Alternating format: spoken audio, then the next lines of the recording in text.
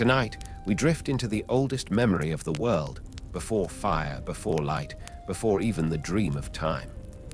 There was only stillness then, a place where silence had weight, and existence slept in its own shadow. Yet from that stillness came a single spark, and from that spark, everything that would ever be. This is the tale of dark souls, not a story of heroes, nor of victory, but of cycles. Of light born only to fade, of fire burning only to rest. It is the song of gods and mortals entwined, of thrones made from ash, and the endless rhythm of beginnings disguised as endings. Here, the divine and the doomed are the same. The fire that gives life also takes it. The light that reveals the world also blinds it. And through it all, souls wander, seeking purpose in the glow of a flame that cannot last. Before we begin, tell me, what games do you find yourself returning to before sleep finds you? Write your answer in the comments below. I'd love to know what worlds you walk when the night grows still. And if you enjoy these quiet journeys through myth and memory, please consider subscribing. It keeps this small flame alive, where every story burns softly in the dark. Before there was fire, there was only silence, a vast and endless stillness where nothing yet dared to dream. The earth was grey and hollow, the air unmoving, and time itself lay asleep beneath the weight of eternity. Yet within that stillness, something trembled, a warmth not yet light, a thought not yet born. Tonight we return to the first dawn, to the instant the universe learned to breathe. This is the story of the first flame, the spark that gave birth to gods, to death, to the eternal struggle between shadow and light. From its glow came creation, and from its fading, the long sorrow of all that must end. In the beginning, there was only the grey. The land stretched endless and barren, neither living nor dead, an eternity of stone where nothing moved and nothing spoke. Mountains without peaks pierced a sky that was not yet sky, and seas of ash lay still beneath their weight. There was no warmth in the air, no rhythm in the earth, only the endless hum of nothingness, steady as a heartbeat that had never begun. Then, in the dark beneath the world, fire was born. No one knew how nor why. It did not roar nor explode, but shimmered like a secret. The first flame flickered quietly, a trembling light in a universe that had never known color. And with it came contrast, the first breath of difference in an age that had never changed. For where there had been only stillness, now there was motion. Where there had been cold, there was warmth. Where there had been shadow, there was light. The first flame divided all things, and in doing so made them real. From its glow came the birth of opposites, and with opposites came meaning. The grey stone of the world shifted, warmed and cooled. Beneath its surface, shapes began to form, vast, slow-moving things with eyes like empty moons. They stirred for the first time, sensing the light above, drawn to the warmth that had awakened existence. Some reached toward it in awe, while others recoiled, afraid of what it revealed. And deep within the fire, souls began to form.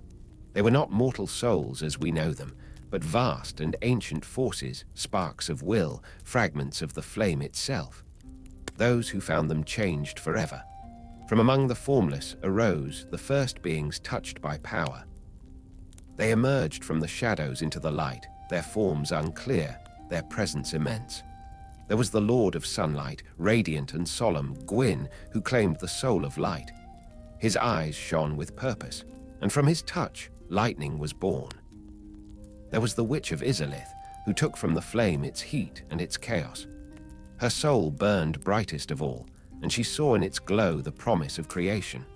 There was Nito, who drew from the fire its darkness, the still, cold breath that followed every spark. He was the first to understand death, and in his wake, silence began to walk. And there was one more, a forgotten one, pale and quiet, who found a soul unlike the rest. The dark soul. A spark not of flame, but of shadow, subtle, patient, endless. From it would one day come humankind. These were the first lords, beings who rose from the grey to claim dominion over all that had been still. They looked upon the flame and saw destiny. They looked upon the dragons, ancient, unchanging creatures of stone and scale, and saw opposition. The dragons were eternal, untouched by fire, their bodies carved from the age before time. They feared nothing, for nothing could change, but the lords had seen the fire. They had seen what could change, and so the first war began not of hatred, but of necessity. Gwyn and his knights struck the dragons with bolts of lightning, splitting their stone scales and filling the sky with thunder. The Witch of Izalith unleashed her firestorms, drowning the heavens in burning gold.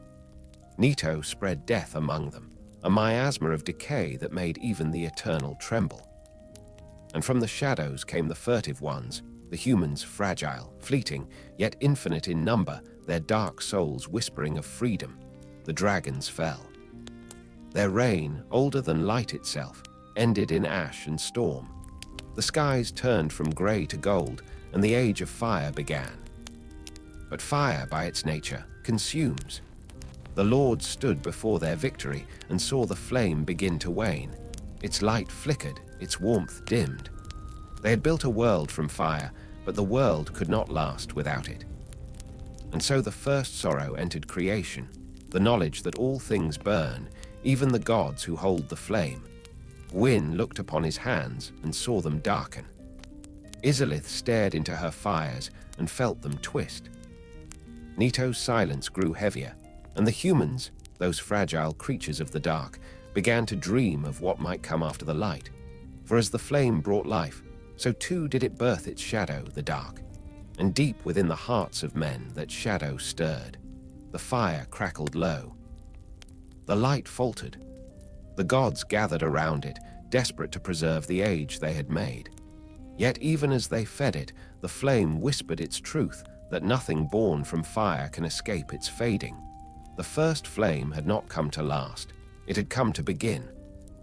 And so, from the stillness of the beginning to the trembling of the first spark, the world learned its eternal rhythm, rise and fall, light and dark, birth and decay. The gods called it destiny. The mortals would one day call it curse, but the fire simply called it balance. The first flame flickered one last time, its light spilling across the grey earth. And from that light came all the stories that would follow, of gods and kings, of ruin and rebirth, of ages built upon ashes. The world turned for the first time, and the dawn of fire became the promise of its end. The fire burned bright, and from its radiance the world took form. The skies, once grey and endless, were now bathed in gold. The seas shimmered with warmth, and the air carried the hum of creation. Mountains glowed with veins of light, and forests sprouted from ash. Life had come into being, fragile yet vibrant, a reflection of the flame that had birthed it. But with every rise came its shadow. For though the flame burned, its edges began to dim. What the fire gave, it also took. Warmth turned to hunger, light gave birth to darkness, and even the gods who had claimed it began to feel the slow pull of time. Gwyn stood at the heart of his shining kingdom, Londo, a city carved from sunlight itself. Its towers stretched toward the heavens, their marble walls reflecting the brilliance of his will. The people worshipped him as the Father of Light, and his knights guarded the realm with unyielding devotion. Yet even amid the splendor, Gwyn felt the weight of the flame within his soul, a deep, unspoken knowing that its brilliance could not last. The Witch of Izalith knew it too. Her mastery over flame was unparalleled, and yet the more she wielded it, the more it consumed her. She built great halls of fire, crafting life from molten chaos. Her children danced in the glow of her power, their eyes burning with divine energy. But creation had its cost. For each new spark she gave the world, another faded from the first flame. And Nito, the Lord of Death, watched in silence. He had never sought dominion nor worship. He understood what the others could not, that fire and decay were the same. As the first to bear death, he carried the quiet balance of all things. Beneath the world, in his tomb of giants, he gathered the bones of gods and mortals alike, laying them to rest in the dark. His was the first peace, uncelebrated but eternal. Meanwhile, in the lands where no god's light reached, humankind began to stir. Their souls, born of the dark, were faint but unyielding. They built small fires to chase away the cold, unaware that their own warmth mirrored the first flame itself. They could not command it, but they could carry it, in their hearts, in their stories, in their endless will to live. The gods looked upon them and saw frailty. The mortals looked upon the gods and saw distance. Between them lay the same fire that had given birth to both, burning, dividing, uniting, consuming. In the golden halls of Anna Londo, the gods celebrated their age of light. The bells rang, the fires roared, and the sky itself seemed alive with song. Yet beneath that brilliance, shadows gathered. The first flame flickered, its light bending and trembling like a dying breath. Its warmth waned. The golden age began to cool. The Witch of Izalith saw it first. The flame that had shaped the world was faltering, and if it died, all life would fade into the stillness from which it came. The gods would lose their thrones, the mortals their warmth, and the world would sleep once more in grey. She could not bear it. In her desperation, she sought to create a new flame, one born from herself. Deep within her fiery halls, she called upon the chaos flame, trying to recreate the first flame's birth. But what she made was not renewal. It was corruption. The fire answered, but it did not obey. It tore through her form, wild and untamed, a living storm of heat and madness. Her children screamed as their mother's creation devoured her. The flames of Izalith twisted, burning red and black, and from them came horrors, the chaos demons, born of her failure, creatures of molten hatred and endless fire. The witch was lost, her will consumed by her own creation. What had been an act of preservation became the first great tragedy of the gods. When news of her fall reached Anna Londo, Gwyn's heart trembled. He had seen the light of her city burning on the horizon, not golden, but red, like the wound of the world itself. He knew then that the end had begun. He gathered his knights, his children, and the remaining gods of his kingdom. The halls of Anna Londo fell silent, their laughter dimming beneath the growing cold. Gwyn's daughter, Guinevere, wept for the loss of light, while his son, the nameless god of storms, turned his face from the sky. Only the Silver Knights remained steadfast, their loyalty unbroken even as the warmth began to fade from their lord's face. Gwyn went before the first flame, kneeling in its dying light. He saw the truth of it then, that the flame could not last forever. Its nature was to fade, just as its nature had once been to burn. To keep it alive was to fight the flow of all creation, but Gwyn could not let go. He was the lord of sunlight, and his very soul was made of flame. To watch it die was to watch himself die with it. And so, in defiance of the cycle, he made his choice. He would give himself to the fire. The act would not save the world, but delay its end. He would burn his own soul to feed the flame, becoming its guardian, its prisoner. His light would live on, even as it devoured him. His knights begged him not to go. His children wept. But Gwyn rose, eyes calm, and walked into the first flame. His body was consumed in a storm of light, his spirit torn apart and bound to the fire. In that moment, the age of fire was rekindled, bright once more, but with sorrow at its heart. Anna Londo glowed again, but its light was hollow. The fire still burned, but it was not the same. The gods who remained withdrew into silence. The mortals felt its echo in their souls, a warmth tinged with longing, a light that no longer promised eternity, and so began the slow decline. The fire dimmed again, and the world began to cool once more. The gods faded, their forms turning pale and hollow. The witches' demons spread across the earth, devouring what the flame had left behind. And beneath it all, humankind endured, fragile, endless, waiting. For though they were born of the dark, they alone carried the echo of fire within. They built their homes near dying embers, kindled candles against the night, and dreamed of warmth they had never known. They did not yet understand, but one day they would, that when all else fades, it is the smallest flame that remembers. The first flame had given birth to gods, and now it gave birth to their end. And in that dying light, the world learned its second truth, that every creation carries within it the seed of its undoing. The flame would fade again. It always would. But as long as there were those who remembered it, who reached for it, who kept its glow alive in their hands and hearts, the world would never truly return to stillness. And so the first flame flickered on, quiet and patient, dreaming of the day when another would rise to tend it. Its song, faint but eternal, echoed through the dark. All things that burn shall fade, and all things that fade shall burn again. When the first flame began to wane, the gods who had once shaped the world found themselves bound to their creation. Their power came from fire, and fire, as all things, could die. Yet even as the light faltered, some refused to let it go. They kindled themselves in sacrifice, burning their souls to preserve the age they had built. These were the lords of Cinder, remnants of gods, kings and heroes who chose to burn rather than fade. Their reign was not life, but endurance, and in their ashes the world continued to turn.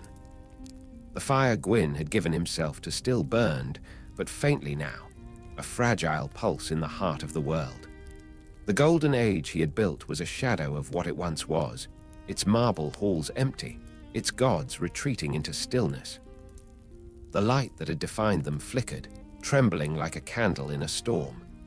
And yet, from that trembling, a new kind of devotion was born, not of creation, but of fear. For the gods had seen what waited beyond the fire, the dark. To them, it was not peace nor balance. It was an end, an erasure of the world they had made. They could not imagine a life without light, and so they bound themselves to it. Even as the fire dimmed, they sought to preserve its last glow, feeding it with whatever remained of their power.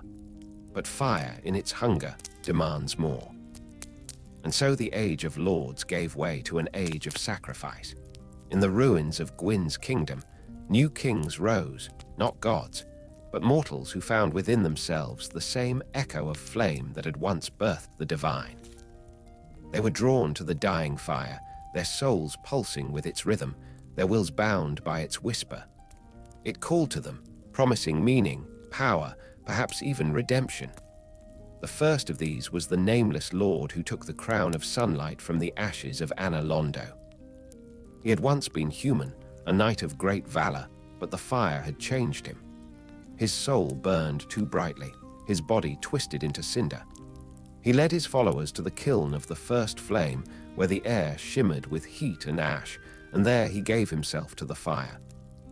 His sacrifice rekindled the world for a time. Then came others.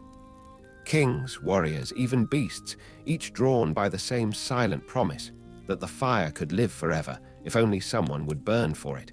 They called themselves Lords of Cinder. Their thrones stood in empty halls, encircled by ash and embers. Around them, the air pulsed with the faint echo of the first flame's heartbeat. Their souls were immense, but their forms hollow, living pyres that smoldered with borrowed light. They were gods not of creation, but of endurance. Yet in their devotion lay tragedy, for each rekindling brought only time. The fire burned bright again, but never as before. Each age of light grew shorter, each age of dark returned sooner. The lords who linked the flame found themselves cursed, their bodies consumed, their names forgotten. They became legends only in the way ruins are, remembered for what they once held. And in the dark between cycles, something new began to stir. The humans who survived each fading grew restless.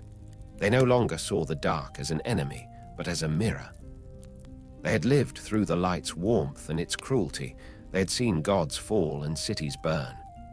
They began to wonder, what if the end was not a curse, but a release? But the flame had other plans. Even as it waned, it whispered to them. It promised purpose to those who would take up its call, who would walk the long path to its heart and offer themselves. And so, across countless ages, the same story unfolded. The fire would fade, the undead would rise, and one among them would be chosen to either rekindle the flame or let it die. Each chosen soul walked the same path, though they never knew it. They fought through kingdoms of ash and memory, through the ruins of those who had come before. They saw the thrones of the lords of cinder, now empty and cold, and felt the weight of what those sacrifices had meant. To link the fire was to die for the world, to burn so that others might see for a little longer. But to refuse was to let the cycle end, to let the dark claim its due. Neither choice was mercy, both were truth. And so the lords of cinder became the ghosts of every age, their ashes scattered across the soil of history. Some were revered, others were forgotten, but all shared the same fate, to burn, to fade, and to rise again when the world called upon them. The last of them were not gods at all, but warriors, kings, and dreamers. There was the Abyss Watcher, whose flame burned against corruption, but who could not escape the fire within himself. There was the Lord of the Deep, who drowned the flame in his own despair. And there was Lothric, the boy born to link the fire, who refused his duty, for he saw in it only futility. He watched as the world crumbled, the light flickering above him, and said, "Let it fade." And fade it did. The thrones grew cold. The bells fell silent. The last embers drifted upward like stars escaping the earth. The world turned grey once more, and the first flame sank into stillness. Yet even in its death it dreamed. In that darkness, deep beneath the kiln, the fire waited. It had seen ages rise and fall, lives given and taken. It had been worshipped, feared, rekindled, and betrayed. And still it whispered, soft as breath, "Come, one will always come." For that was the nature of fire, not to rule, but to return, and somewhere in that silence the ashes stirred. A hand reached out from the dust, trembling, hollow, alive. The fire caught upon it, faint, flickering, and the story began again. No bells rang this time. No gods watched. Only the echo of an old song carried on the wind. All who burn shall fade. All who fade shall burn again. The lords of cinder had passed into legend. But their embers remained, waiting, always waiting, for the next soul to rise. The thrones of the lords stood empty, each one carved from ash and time. The air was still around them, heavy with the scent of burnt earth and forgotten oaths. Where once their fires had blazed, only embers remained, faint glimmers of orange trembling in the dark. The age of fire was dying again, as it always had, and the world waited, holding its breath between two eternities. From the depths of the kiln, a soft wind rose, carrying the faint whisper of flame. It was not the roar of creation, nor the warmth of salvation. It was the sigh of something old, weary, patient, remembering. For though the lords of cinder had burned away, their souls could not rest. Each one was bound to the fire, drawn to it again and again, compelled to rise when the world began to fade. The first flame called to them, not in words but in longing. It sang to their ashes, awakening fragments of what they once were, and so, from the dust, they stirred once more. Gwyn's spirit lingered still, though it had long since been consumed by the very fire he gave himself to. His soul had fractured, scattered across the ages, but his will endured, not as a god, but as a presence. Every lord of cinder who came after him carried a piece of his burden. Every sacrifice that fed the flame was an echo of his choice. The world itself had become his pyre. The Witch of Izalith's chaos still burned too, deep within the molten heart of the earth. Her children had become demons, their bodies twisted by her failed creation. Yet even in ruin, they guarded her flame, unwilling to let it die. In their madness there was devotion, a love so fierce it destroyed what it tried to preserve. And Nito, the Lord of Death, slept beneath the world, wrapped in the bones of 1,000 fallen kings. His silence was not surrender, but balance. He knew that each rekindling of the flame was a delay of what must come, that fire's hunger only postponed the stillness it feared. But even he stirred when the embers glowed again, for the world called upon all things, living and dead, when the light began to fail. Each of them, in their own way, had become part of the cycle, fragments of the same eternal song. When the fire waned, so too did the line between life and death. The undead began to rise once more, souls cursed to wander, unable to die, drawn by the whisper of the dying flame. They gathered in ruined halls and broken shrines, hollowed and fading, yet still pulled forward by something they could not name. Among them, a few would hear the call more clearly than the rest. They would rise from their graves, drawn toward the kiln, their eyes flickering with a faint orange glow. These were the chosen, not by fate, but by fire. Each of them would walk the same path, through the ruins of those who had burned before them, toward the same light that promised both salvation and oblivion. In time, they too would find the thrones of the lords, cold, empty, and waiting. And in those thrones they would see themselves. To link, the flame was to become its prisoner. To refuse, it was to let the world fall into shadow. The lords of Cinder had chosen to burn, others would one day choose to fade. But all were bound to the same rhythm, fire, dark, and fire again, and so the fire's hunger continued. Each time it burned, it consumed not only the world, but the memory of it. The cities that rose in one age crumbled into the bones of the next. The names of gods turned to dust.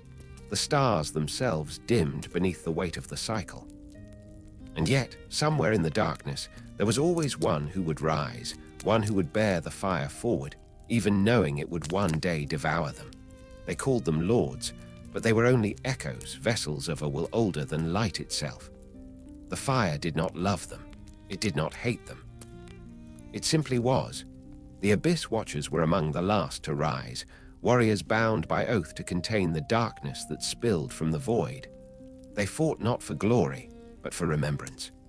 Each one burned with the same ember, their souls linked by a single flame.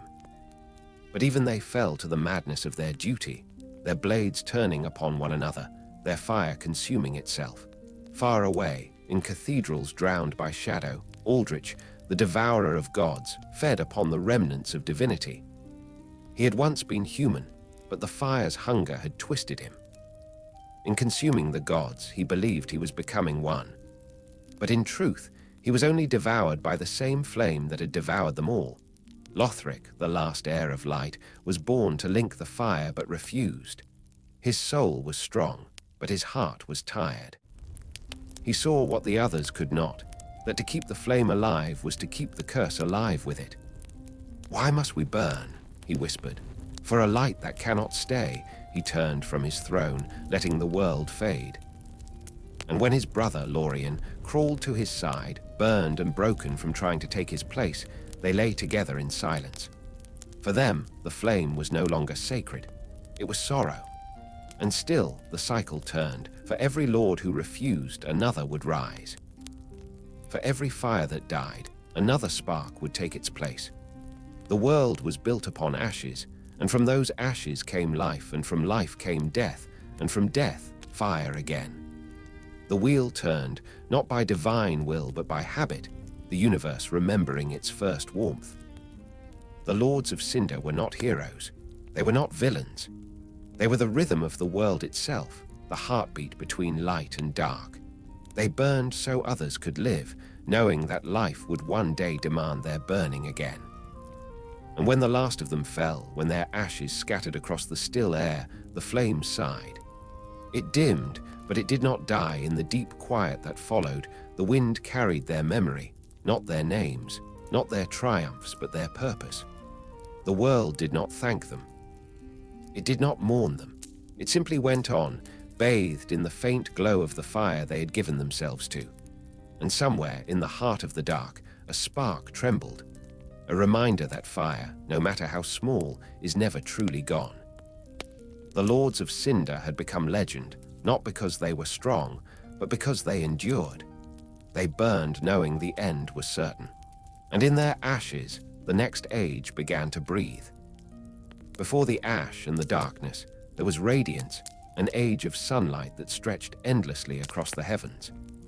It was a time when the gods walked among marble towers, and the air itself seemed alive with gold. The Age of Fire was not just an era of light.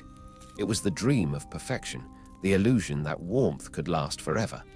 But all dreams, no matter how bright, cast shadows. and beneath the light of that divine flame, the end was already beginning to stir. The world shone beneath the glory of Anor Londo, the city of the gods. Its towers rose like lances of gold piercing the sky, and the light of the sun seemed to fall more gently there, as though afraid to disturb the calm perfection of its streets. The bells of the great cathedral rang in unison with the heartbeat of the first flame, echoing through the marble halls where gods and men once shared the same air. Gwyn, Lord of Sunlight, reigned from his throne at the city's heart, tall and silent, his face carved in both pride and sorrow. His kingdom gleamed, and for a time the world seemed eternal. The air was warm, the seas glowed with reflection, and the land hummed with the rhythm of grace. Humanity, still young and fragile, lived beneath the protection of his light. The other gods stood beside him. Guinevere, the radiant daughter of sunlight, whose kindness became legend. Gwyndolin, the moon's child whose eyes never saw the day. And the nameless sun, whose thunder once split the skies before he vanished into myth. Together, they formed the heart of the divine age, a harmony of flame and faith. But even as they built their empire of light, the gods knew what they dared not speak. The flame that had given them life was fading. The first flame, hidden deep within the kiln, still burned, but its brilliance dimmed with every passing century. Its hum grew weaker, its warmth thinner. The golden glow that had once stretched across the horizon began to flicker, and shadows grew long across the marble of Anor Londo. The gods noticed first in small ways. The air turned colder. The once bright sun seemed distant. The fire that blazed within their souls began to wane, and for the first time they felt the slow touch of mortality. The age of fire was beautiful, unbearably so, because it was fragile. It was the warmth before the storm, the sunset before the dark.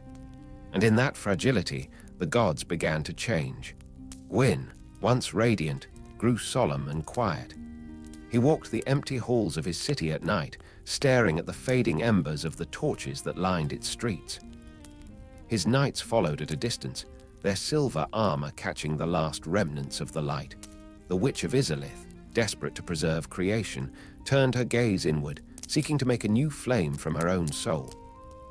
Her failure unleashed the chaos flame, wild, red, and hungry.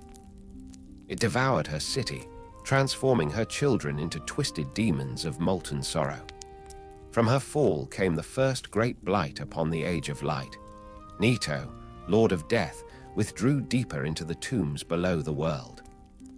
He gathered the fallen in his arms, his power spreading decay like roots through the soil. Yet even in his stillness, he kept balance, ensuring that for every life fire granted, death would answer in time. And Seath the Scaleless, the dragon who had betrayed his own kind, built his crystal archives, searching for immortality he would never find. He studied the flame not to worship it, but to defy it, to steal eternity from its fading glow. His mind, brilliant and cursed, shattered under the weight of his obsession. Anor Londo shone brighter than ever, but it was the brilliance of a candle burning itself to nothing. As centuries passed, humanity grew restless beneath the shadow of the gods. Their small fires, fragile and dim, began to remind them of the flame the gods tried to control. They saw their reflections in the dying light, finite but enduring. The gods saw something else. They saw the dark soul stirring. For within every human heart was a spark not of flame, but of shadow, the legacy of the furtive pygmy who had found the dark soul when the others found their lords. Humanity carried within them the promise of an age not of light, but of dusk. To the gods, this was heresy. To the humans, it was destiny. Fear began to whisper through the golden halls. The age of fire became an age of control. The gods sealed away the truth of humanity's dark inheritance, binding them to the flame with faith and illusion. They built walls of light around the dark places of the world, hiding from what they could not destroy. But in doing so, they sowed rebellion. The fire was a promise, but it was also a lie. The people began to see the truth reflected in their own eyes. They aged. They died. The warmth of the sun no longer felt like grace, but like hunger. The hollows, once human beings who had lost their purpose, wandered the roads, whispering fragments of memory. And still, Gwyn prayed before the flame. He would sit for hours in its glow, feeling its warmth against his face, pretending he could not sense its weakness. He remembered the day it was born, that first shimmer of creation, that perfect stillness before the fire divided light from dark. And he knew, with a sorrow deeper than words, that it could not last. He had built his age upon fire, and fire, by its nature, must fade. So he gathered his knights, Ornstein, Dragonslayer, Artorias, the wolf, Go, the giant archer, and told them of his final will. He would give himself to the flame. He would rekindle it with his soul, prolong the light for just a little longer. They begged him to stop. Guinevere wept, her tears glowing like molten gold. Gwyndolin turned his face away, unable to watch. But Gwyn only smiled faintly, a man already half consumed by the burden of his purpose. And so he left Anna Londo, his city bathed in eternal sunset, and walked alone into the kiln of the first flame. The fire welcomed him, not as master, but as kindred. His body dissolved into embers, his soul breaking apart and merging with the flame. The world flared once more, brilliant and alive, but it was not the same. The light that returned was colder. The warmth that spread across the land felt thin, distant. Anna Londo still shone, but its glow no longer reached the edges of the world. The age of fire endured, but it had become an illusion, a fragile reflection of its own beginning. The gods who remained lived in denial of the truth. Their temples stood empty, their thrones gathering dust. The mortals who looked to them for guidance saw only shadows where light had once been. And deep beneath the surface of the earth, humanity began to rise. Their dark souls shimmered faintly in the half-light of dusk. They did not need fire to exist, only memory and will. The gods had burned to preserve their world. Humanity would learn to endure it, and so the age of fire blazed on, beautiful, doomed, and ever fading. For all its splendor, it was not eternity. It was a pause between darknesses. And in the quiet beneath its golden glow, the dark watched, waiting for its turn to dream. The age of fire shone brightest just before it began to break. The sky above Anna Londo was still gold, the marble towers still gleamed in the sun, and the bells still sang across the city, but their echoes were hollow now. The warmth of the flame lingered, but it no longer comforted. It clung to the world like the last breath of a dying god. The light had become thin, stretched across centuries of fear. The gods had vanished one by one, retreating into the hollows of their own creation. Their absence was not sudden but gradual, like dawn withdrawing back into night. And those who still remained clung to their fading glory with trembling hands, unwilling to face what the fire's dimming truly meant. Guinevere, the sun's daughter, left the city of her birth. Her radiance, too gentle for the coming dark, became legend, the goddess who departed into distant lands, leaving behind illusions of herself to comfort those who still prayed to her image. Her brother Gwyndolin remained behind, pale as moonlight, tending the dying flame in their father's empty cathedral. He prayed not for salvation, but for delay, and delay was all that remained. The world outside the city walls began to decay. The forests grew darker, the seas colder. The castles that had once shone like mirrors of the sun became silhouettes against a deepening dusk. Mortals wandered through lands that no longer recognized them, and the air itself felt older, as though the very sky had grown tired of holding the light. The fire that Gwyn had given himself to still burned, but faintly. Its hum had grown irregular, its pulse weak. The kiln of the first flame, once the heart of creation, had become a tomb. The gods who had followed Gwyn into that place were gone, their ashes mingled with the dust of the world they tried to preserve. And from those ashes rose a new age, one that did not begin, but continued. The age of fire had not truly ended. It had simply lost its gods. What remained were fragments, Empty thrones, hollowed temples, and the memory of light etched into stone. The people still worshipped the sun, but not because it was divine. They worshipped because it was familiar. The warmth reminded them of something they could no longer name, a promise that once existed, a comfort now gone. In the cities of men, fire had become ritual. Candles burned in every home, bonfires in every village square. The act of kindling had become instinct, passed down through generations. They did not remember why, only that it felt necessary. That without it, the world might stop, and perhaps they were right. For even as humanity forgot the gods, the flame remembered them. Its whisper drifted through dreams and dying embers, searching for those who could hear. It did not speak in words, but in longing, the same longing that had driven Gwyn to his sacrifice. And so, across the lands, the curse began to stir. It came softly at first. Men and women found themselves unable to die. Their wounds healed, but their hearts hollowed. They lived on as shadows of themselves, their minds unraveling slowly as the fire waned within them. The curse was not punishment. It was inheritance, the echo of the gods' defiance, carried in the blood of humankind.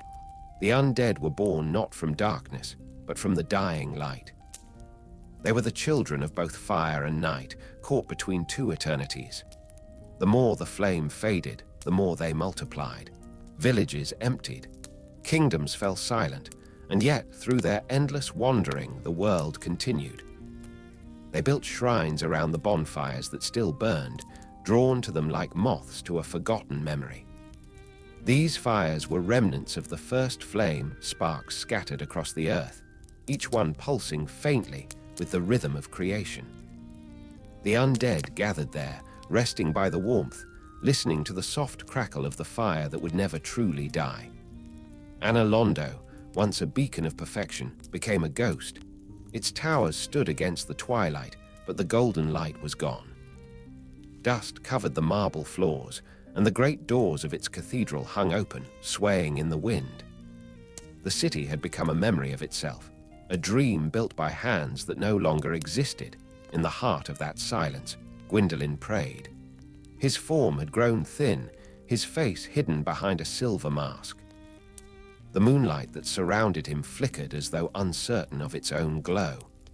He whispered to the flame, begging it to remember its promise.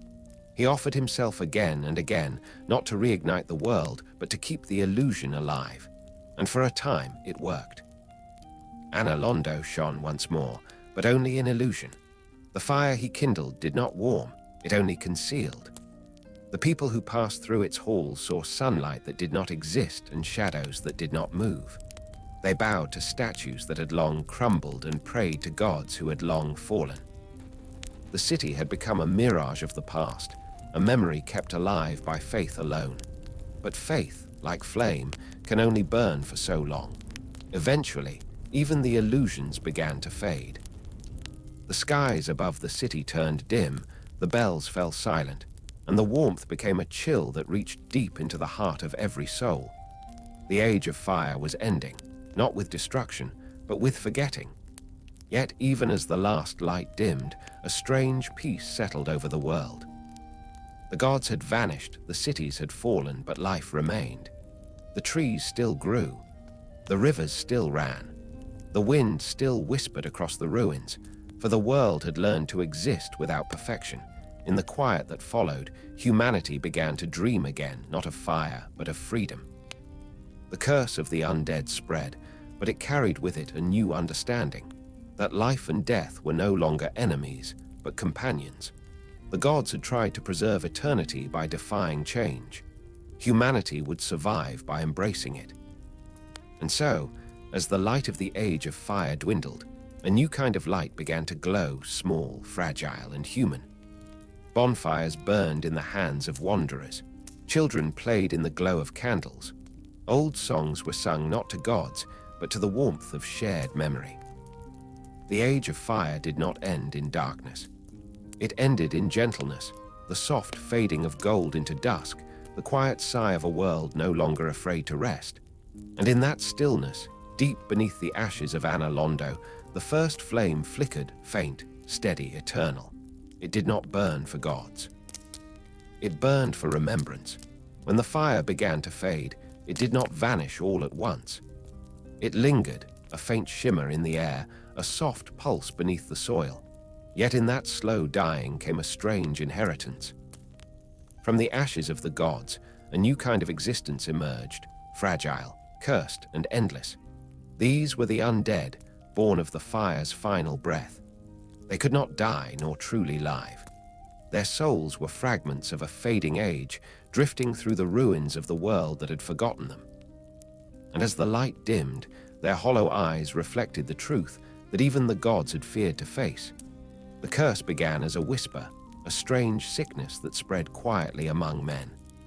At first, it was mistaken for plague, for grief, for some divine punishment.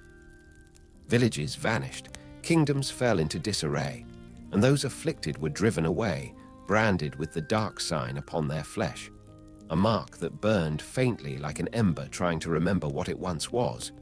Those who bore it could not die. When their bodies fell, they rose again, slower, emptier each time. Their memories withered, their names faded, and soon they wandered without purpose, driven only by a hollow instinct toward warmth. To the living, they were monsters. To themselves, they were dreams that refused to end. Yet among them, there were some who still remembered, faintly, painfully, who they once were. They carried their weapons not for war, but for meaning. They sought the fire, drawn to it as if by memory, for somewhere deep within their hollow hearts, the flame still called. These were the chosen undead, not chosen by gods, nor fate, but by fire itself. Each one rose from the same dust, walked the same path through forgotten lands, and faced the same question that had haunted creation since its first breath, whether to let the fire die or to burn again in its name. At first, they sought answers in the ruins of the world. They traveled through forests where time had stopped, through castles swallowed by fog, through tombs where even death had lost its meaning. They fought creatures that should not have lived, whose bodies burned with the residue of old souls. And always, in the distance, they saw the faint shimmer of flame, not alive, not dead, but waiting. The Firelink shrine became their refuge, a place where the dying flame still glowed, small and trembling, but real. The air there hummed with the breath of countless souls, each one bound to the same fate. The undead gathered around it, resting by its warmth, not speaking, not daring to hope. It was said that to sit by the fire was to remember, if only for a moment, who you were. But even the shrine was built upon sorrow. For those who lingered too long began to fade, their minds unraveling in the soft rhythm of the flame. They spoke less. Their eyes dulled. Some wandered away into the dark, never to return. Still, new wanderers arrived. Always there were more. It was the curse's quiet mercy, or its cruelest truth, that the world could never be empty. The undead could not die, and so the cycle endured. Even as the land itself began to collapse into ash and ruin, footsteps still echoed through it. In time, the undead learned to seek out souls. The flame's fragments scattered across the world, drawn to living things. The strong devoured the weak, and their strength became fire. Every victory fed the fading light, every death gave the illusion of meaning. They believed, perhaps, that if they gathered enough, the curse could be broken, that they could rekindle the age of gods. But the fire was not a gift to be reclaimed. It was a hunger that could never be filled, and the more they sought it, the more it consumed them. The kingdoms of men rose and fell within this endless twilight. Each ruler promised salvation, a cure for the curse, a new dawn, and each failed. In the city of Drangleic, a king sought to understand the secret of souls. He built a throne of light, crowned himself with flame, and declared himself eternal. But his body withered, his mind fractured, and his kingdom crumbled beneath the weight of his defiance. Others followed, scholars, lords, wanderers, each convinced they could change what had been written at the birth of the world. But every attempt to control the flame led only to ruin. For the fire had no master. It was not a god to be served, nor a tool to be used. It was the memory of creation itself, and memory, by nature, fades. In the forgotten corners of the world, the undead began to see the truth. They saw the faces of their kind reflected in the ashes, countless, identical, all walking the same path.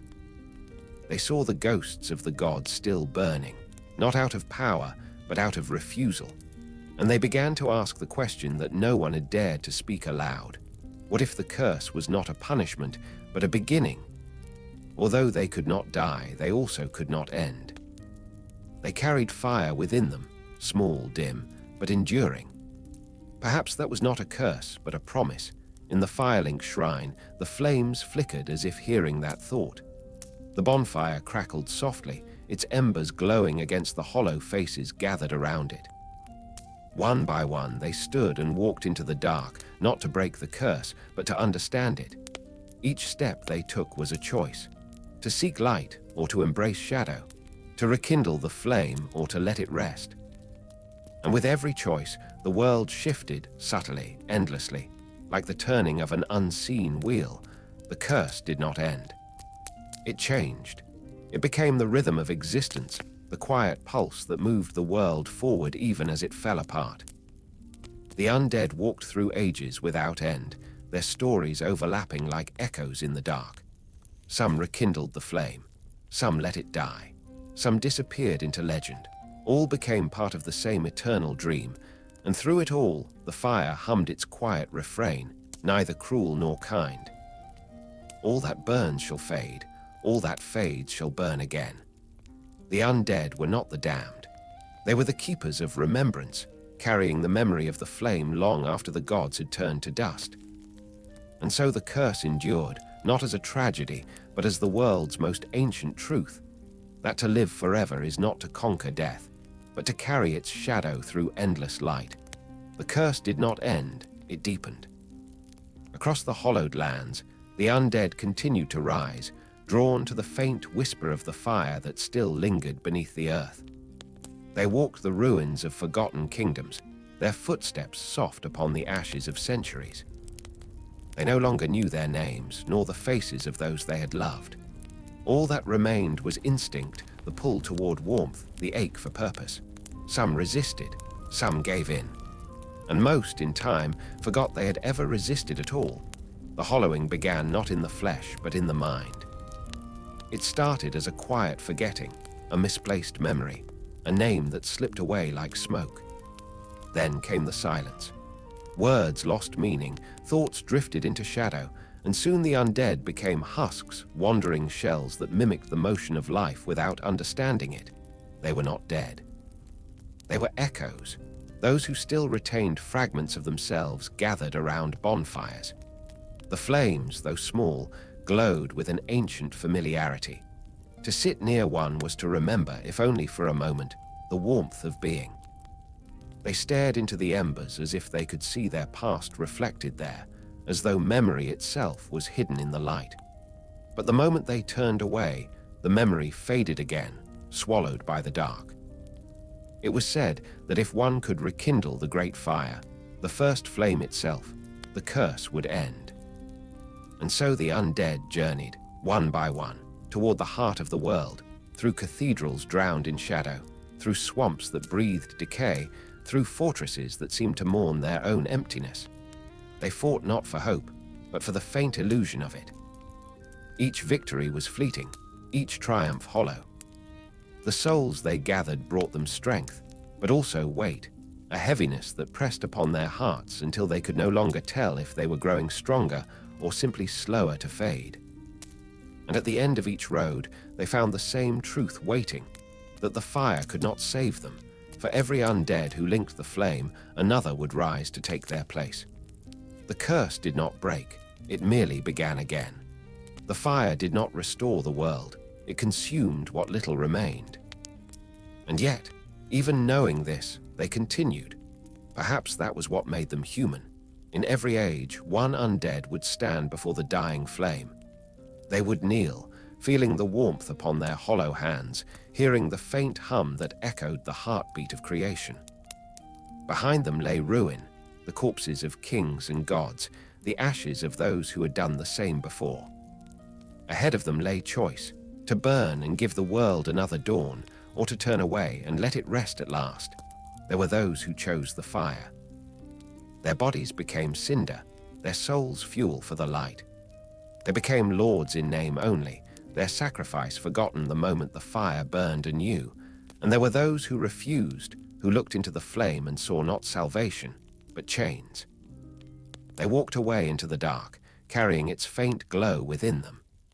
These became the bearers of dusk, the quiet inheritors of a world learning to exist without gods. Both choices were true. Both choices were doomed, for the curse was not an affliction to be cured.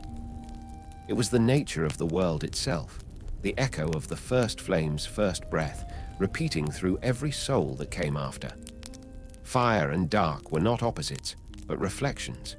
Each gave birth to the other. The undead were the living proof of that balance. They carried within them both light and void, life and death, beginning and end. The gods had feared this truth. Humanity endured it. As the ages passed, even the bonfires began to flicker. The firelink shrine, once a refuge, grew cold. The few who still gathered there spoke little, their voices quiet as wind against stone. They did not pray anymore. They simply watched the fire, as though waiting for it to breathe its last. But the flame never truly died. Even as it faded to the size of a candle's flicker, it endured, patient, ancient, eternal. It had learned what the gods could not, that to live forever does not mean to burn brightly, but to burn quietly, endlessly, without fear of ending. And so the undead continued their wandering. Some sought to relight the flame, their hollow eyes filled with borrowed determination. Others walked into the dark, embracing the stillness that waited beyond the fire's reach. Both paths led to the same place, to memory. The world had become a tapestry of repetition, each age layered upon the last, indistinguishable from the one before. Cities rose and crumbled in the same breath. Heroes fought and fell. The fire burned and dimmed and burned again. And in every age, the undead returned, carrying with them the question that no god had ever answered. If the fire was destined to fade, why must it be rekindled at all?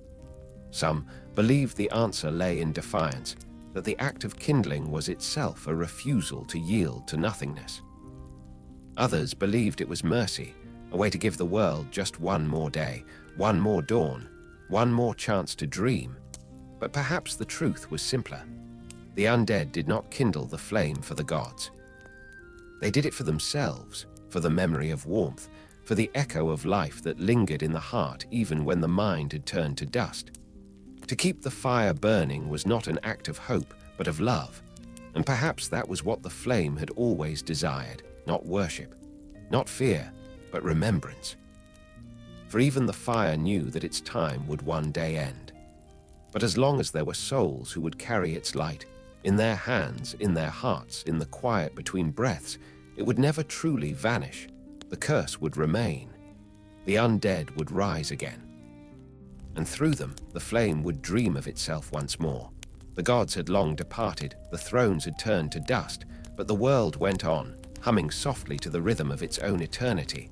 And somewhere, far beyond the ruins and the ash, a new flame trembled into being. Small, gentle, human. It was not divine nor eternal, but it was enough. Among the countless who wandered the ruins, there was always one who rose, not greater than the rest, not born of prophecy or divine will, but moved by something quieter, a flicker of memory, a faint warmth that had no name. This soul did not seek glory, nor forgiveness, nor even life, only understanding. They called them the chosen undead, not because they were chosen by gods, but because they chose to walk when all others had fallen still. The world into which they awoke was one of silence. The wind moved through the hollows of ancient walls, carrying the faint scent of ash and rain. The sun hung dim and distant, a pale disk that barely touched the land. Around them, the dead stirred aimlessly, their eyes blank, their hands reaching for nothing. The chosen undead stood among them, feeling the same hunger, the same emptiness, yet within that emptiness, something glowed. It was not hope. It was remembrance. The fire's whisper called from far away, a song too faint to hear, but too strong to ignore. The undead began to walk, their feet tracing paths through the graves of ages long gone. Each step was heavy with the dust of the forgotten. Yet even as the weight of centuries pressed upon them, they did not stop. The road led first through the undead asylum, a place where the cursed were locked away, their existence denied by those who still clung to the illusion of life. The walls were damp, the air heavy with despair. But from a hole in the roof, a single ray of light fell across the floor. The chosen undead looked up, and for the first time saw the sky. It was grey. It was endless. It was enough. They escaped the asylum and stood at the edge of a world that no longer had a name. The mountains stretched like the bones of giants. Rivers cut through the ash. And far beyond the mist, a faint golden glow marked the horizon, the echo of the first flame. The crow came for them then, vast and silent, its wings stirring the air like a storm. It carried the undead through clouds that shimmered with dying light, across lands that had forgotten their stories, to a place where fire still breathed, Lordran, the land of ancient gods. Here, the world was both living and dead. The sun shone, but it did not warm. The cities stood, but they were empty. The fire burned, but it did not grow. The air shimmered with memory, not of what was, but of what had been. And at the center of it all stood the Firelink shrine, a circular ruin, its stones worn smooth by the passage of countless souls. In its heart burned a single bonfire, its flame small but steady. Around it, the air trembled softly, carrying the faint hum of the first flame itself. The undead knelt before it, and for a moment, the world grew clear. The whispers of the fire filled their mind, voices of the past, of gods, of kings, of those who had walked this path before. It did not speak in words. It sang. To kindle the fire is to give yourself to it. To live is to burn. From that place, the journey began. The undead traveled through the kingdom's remains, through the undead Borg, where broken towers leaned toward the fog, through Blighttown, where the air hung thick with poison and despair, through Sen's fortress, a labyrinth of stone where time itself seemed to twist.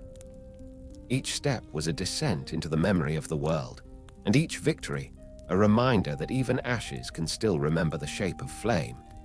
They faced beings born of ages long gone, remnants of gods, knights of forgotten thrones, creatures shaped by the fire's hunger. Each one was a fragment of the old world, clinging to its own illusion of purpose. And as the undead struck them down, they felt their souls drift upward like sparks, brief, bright, gone. They did not know if they were freeing them or simply continuing the cycle. The undead grew stronger, but also heavier. Each soul they claimed filled the hollow inside them, but only for a moment. The hunger always returned. It was the same hunger that had driven Gwyn, the same that had consumed Izalith, the same that burned within the fire itself. And so, as the chosen undead pressed on, they began to understand. The curse was not just a mark, it was a calling. Every undead was drawn to the same end, to stand before the dying flame and choose. In Anna Londo, the chosen undead saw the city of gods for the first time. The sunlight there was perfect, too perfect. The air was golden, the towers pristine, the sky eternal. But beneath the surface, everything was hollow. The gods were gone, their statues empty, their voices silent. The only sound was the echo of their absence, and then the illusion broke. The light faded, revealing the city as it truly was, a ruin bathed in endless twilight. Dust covered the marble floors, the air hung heavy with stillness, and the sun itself was a dying ember, suspended over the horizon like a memory refusing to fade. The undead understood then that the world they sought to save was already gone. The gods had not preserved the fire, they had trapped it. Their age had ended long ago, but their illusions had lingered, feeding upon the faith of those too afraid to see the dark. Still, the flame called. The undead descended deeper into the world, following the pull of its whisper. They passed through catacombs lined with the bones of those who had once worshipped light, through tombs where even death seemed to sleep. They fought lords who had long since turned to ash, their eyes burning with the remnants of their old glory. At last, the chosen undead stood before the kiln of the first flame. The air shimmered with heat and silence. The ground was white with ash, and the wind carried the faint sound of fire breathing in its sleep. The first flame burned in the distance, small, flickering, but still alive, and standing before it was Gwyn, or what remained of him. He no longer wore his crown, nor carried his lightning. His armor was blackened, his body burned and broken. Yet still he moved, drawn endlessly toward the flame he had given himself to. His sword blazed with fire, but his eyes were empty. He did not see the undead, he saw only the fire. Their battle was not one of hatred, but of inheritance. Each strike echoed through the hollow of the kiln like thunder, the sound of creation remembering itself. And when it ended, Gwyn fell, not defeated, but released. His body crumbled to ash, and the flame shivered softly, as though exhaling. The undead stood alone. The fire crackled, whispering to them. It offered warmth, purpose, eternity. It offered the same promise it had given to every soul before, the chance to keep the world burning just a little longer. The undead knelt, their hollow hands trembling. The fire reached out, and the world held its breath. And then slowly they leaned forward, not out of duty nor fear, but acceptance. The flames rose around them, soft and golden, wrapping them in their light. Their body turned to ash, their soul to ember. The fire flared, bright once more. But for how long, none could say. The world above stirred. The sun glowed faintly. The wind carried warmth again. And somewhere, far from the kiln, another undead awoke, alone, trembling, drawn to a whisper that hummed beneath the earth. The cycle had begun again. For every chosen who burned, another would rise to follow. Each believing they were the first, each destined to become another spark in an endless sea of light and dark. The flame had not lied. It had only done what it must. All who burn shall fade, and all who fade shall burn again. And so the chosen undead became legend, not as savior nor destroyer, but as one more soul who walked the quiet road between ashes and eternity. The fire did not roar when it took the chosen undead. It whispered, softly, like a memory returning to the place it was first born. The flames curled around their hollow frame, wrapping them in warmth that was neither kind nor cruel. For a moment, it felt like peace. For a moment, it felt like meaning. But fire is not peace. It is hunger, and meaning is only its shadow. The undead's soul burned until it was no longer their own. It became part of the flame, one ember among countless others, each a fragment of those who had come before. Gwyn's light was there, faint and trembling. The witch's chaos burned at the edges. Even the nameless souls of mortals flickered within that radiance, each one a spark caught between birth and extinction. The fire fed upon them all. It flared, bright and terrible, filling the world once more with warmth. For a time, the skies glowed gold again, and the wind carried the scent of life. Flowers bloomed in the cracks of old ruins. The sea shimmered with light. The gods were spoken of once more, not as memory, but as presence. And yet, beneath that golden dream, the same truth remained. The fire was dying. Every rekindling brought only a moment, a heartbeat of creation stretched across centuries. The light always dimmed again.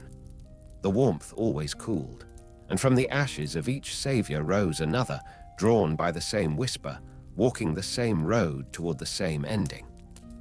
The chosen undead became a myth, then a symbol, then nothing at all. Their name was lost, their deeds forgotten, their sacrifice absorbed into the cycle that demanded it. But their footsteps remained. Each hollow who rose after felt their echo, the quiet pull to move forward, even when the world offered nothing in return. Ages passed. The fire burned and faded. Kingdoms rose and crumbled. The curse endured, and somewhere in another twilight, another soul awoke. They did not remember the flame, nor the gods, nor even themselves. They knew only the hunger, the need to move, to fight, to survive. They found the same ruins, the same shrines, the same dying fires. They met the same faces, though none remembered meeting before. Each spoke the same words, like lines in an endless play, bearer of the curse.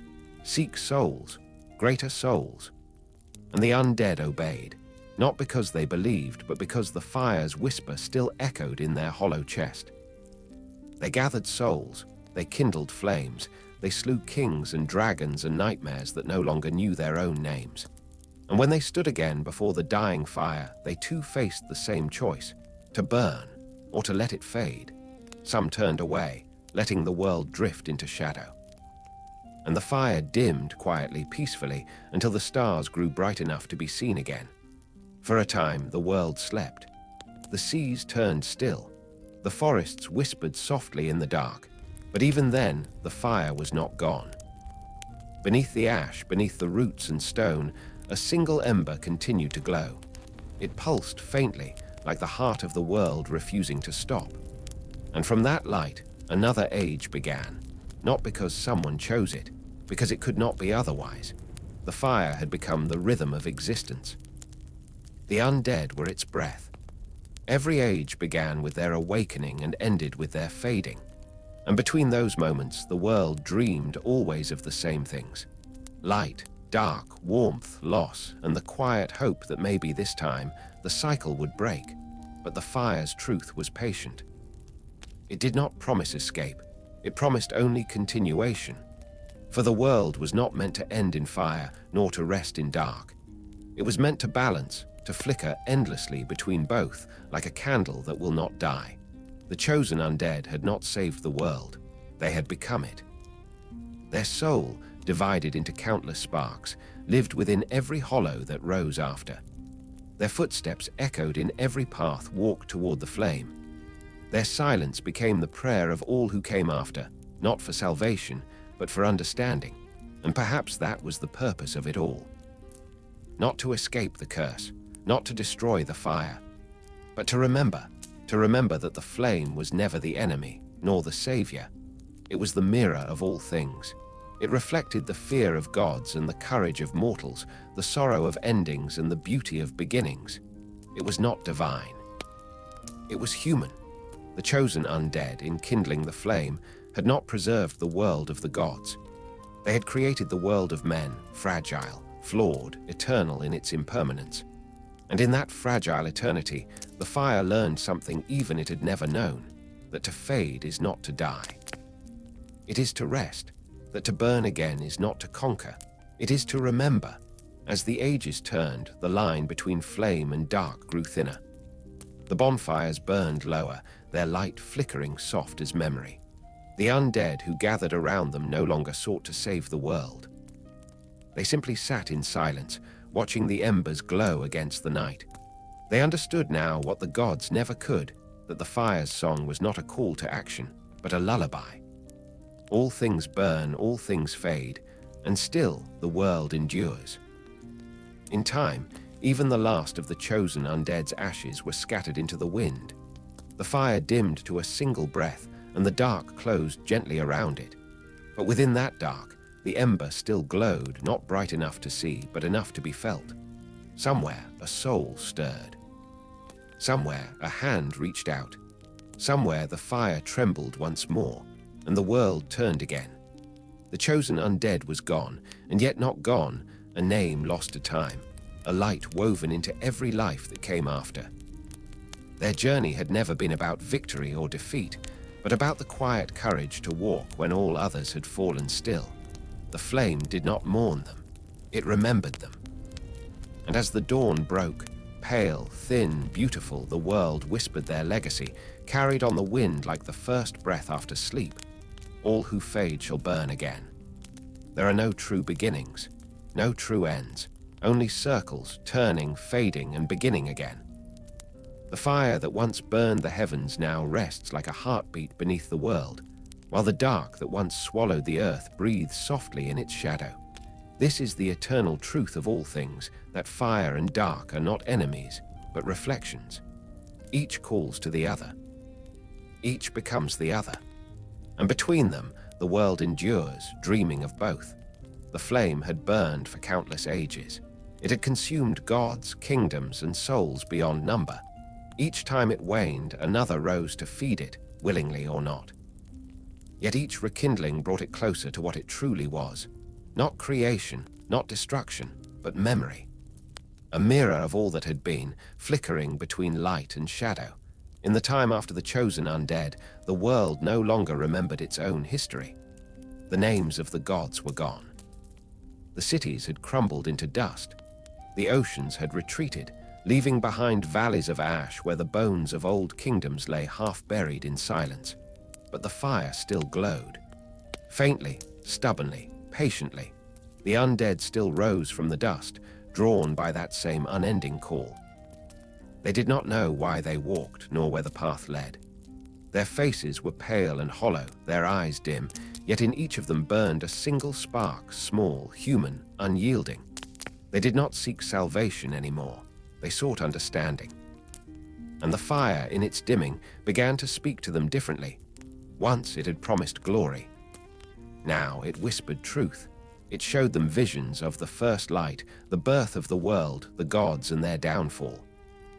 It revealed that the fire and the dark were not two forces at war, but two halves of the same song. The first flame had not brought balance to the world. It had broken it. It had divided what was once whole, giving names to opposites, light and dark, life and death, beginning and end. But what was divided could be joined again. The undead saw it then. The age of light and the age of dark were not enemies. They were seasons. One could not exist without the other. The fire burned so that the dark might cool it, and the dark deepened so that fire might be born anew. The world was never dying. It was breathing. Yet still, the curse endured. Those who bore it walked endlessly toward the fire, not realizing they were part of the very rhythm they sought to escape. Some kindled it again, buying the world another heartbeat of light. Others turned away, letting it fade into stillness. And every time the same thing happened, a pause, a silence, then the slow return of the spark. The cycle of fire and dark had no malice. It did not punish. It simply was. But to those who lived within it, eternity became exhaustion. Ages passed like moments. The world grew weary. The bonfires burned low, and even the ashes grew cold. The undead who still rose began to lose their shape, their thoughts unraveling before their bodies. Some became beasts of sorrow, feeding upon the warmth of others. Some turned to stone, caught forever between rest and return. And yet, there were always a few who resisted, not through strength, but through will. They carried the faint light of remembrance, wandering through the ruins not to rekindle, but to witness. They saw what others could not, that there was beauty in the fading and grace in the dark. One of them, a nameless wanderer, reached the kiln in another twilight. The fire had dimmed to its faintest glow, a single ember, trembling in the wind. Around it lay the ashes of countless ages, layer upon layer, thick as snow. The air shimmered faintly, and the wanderer felt the echo of all who had stood there before. Gwyn, the chosen, the lords of cinder, all bound by the same act of burning. The flame flickered weakly, almost in apology.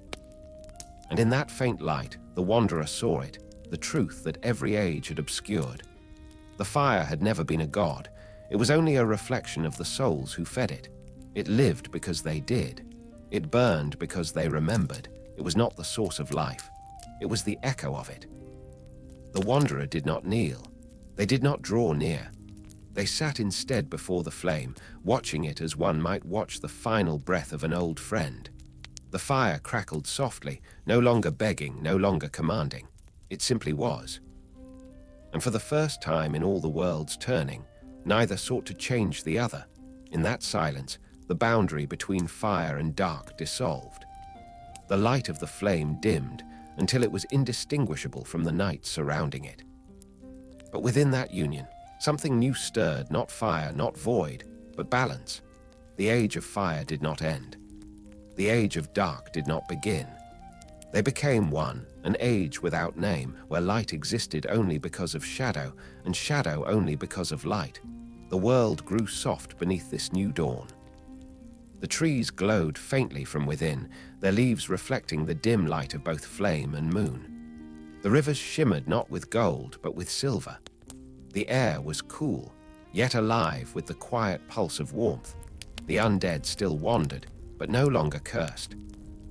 They no longer hollowed, for there was nothing left to fear. Death came gently, and life rose gently after it. The flame still flickered, but it no longer demanded sacrifice. It had learned, through the endless kindness of those who walked toward it, that it could rest without dying. The cycle continued, but not as it once had. It was no longer a wheel of suffering, but a rhythm, a song calm and unending, where every note carried both light and silence. The fire hummed within the heart of the world, faint and eternal, whispering to all who could still hear, "There is no end. Only rest, only return." And somewhere in that eternal dusk, the souls of all who had burned, gods, mortals, and hollows alike, drifted together like embers upon the wind. Their light mingled, forming constellations that danced across the sky, each star a memory, each glow a name. It was said that if you looked up long enough, you could see them moving, the chosen, the lords, the lost. They no longer fought, they no longer sought, they only shone softly, endlessly. The fire had learned what even the gods never could, that to fade is not to fail, and to burn is not to win, but to live between the two. And so the world turned once more, not in fire, not in dark, but in harmony. The first flame, once the heart of gods, became the heartbeat of the earth itself. The dark, once feared as the end of all things, became the cradle that held it. Together they breathed, together they dreamed, and in their dream the world endured, not eternal, but infinite in its becoming. The balance did not break, it trembled. In the quiet age where fire and dark had become one, the world lived as though in a long sigh. The skies no longer burned with gold or froze with shadow. The trees glowed softly at dusk, the rivers shimmered with the faint hue of embers, and the mountains breathed smoke that never rose high enough to disturb the clouds. It was peace, not eternal, but deep, patient, and whole. But even peace has weight. The fire had learned to rest, and the dark had learned to hold it gently. Yet within that harmony lay stillness, and stillness, like all things, began to yearn. The flame, though quiet, remembered its old brilliance. It remembered the songs of gods, the roar of lightning, the sound of creation shaping itself from the void. It remembered motion, hunger, purpose. And somewhere, deep in its glow, that longing stirred again. It began as a pulse, faint as breath. The world felt it in small ways first, a tremor beneath the mountains, a flicker in the stars, a subtle warmth in the night air. The rivers ran faster. The wind carried a hum like a forgotten melody. Even the souls of the dead, who drifted peacefully through the air, began to shimmer faintly, as if awaking from sleep. The balance had not broken. It had remembered how to move. For though the fire and dark had found rest, neither could remain still forever. They were halves of a living thing, bound by the same rhythm, the rhythm of rise and fall, of giving and taking, of burning and fading. Harmony was never meant to last unchanged. It was meant to breathe. And so the cycle began again, not as punishment, but as renewal. From the soil where ashes slept, new life emerged. The grass grew green over the bones of forgotten cities. Forests spread across the ruins of thrones. The sea, long withdrawn, returned with the sound of laughter in its waves. The fire did not blaze, nor the dark consume, they wove together, creating a world that glowed like dusk in perpetual motion. Yet, as the world bloomed, the flame's hum grew louder. Its light deepened, reaching places it had not touched for ages. It seeped into the dreams of mortals and gods alike, whispering not of eternity, but of remembrance. It did not ask to be rekindled, it asked to be seen, and there were always those who listened. Among the living were a few who felt its pull, wanderers, scholars, knights, and hollowed souls who could not rest.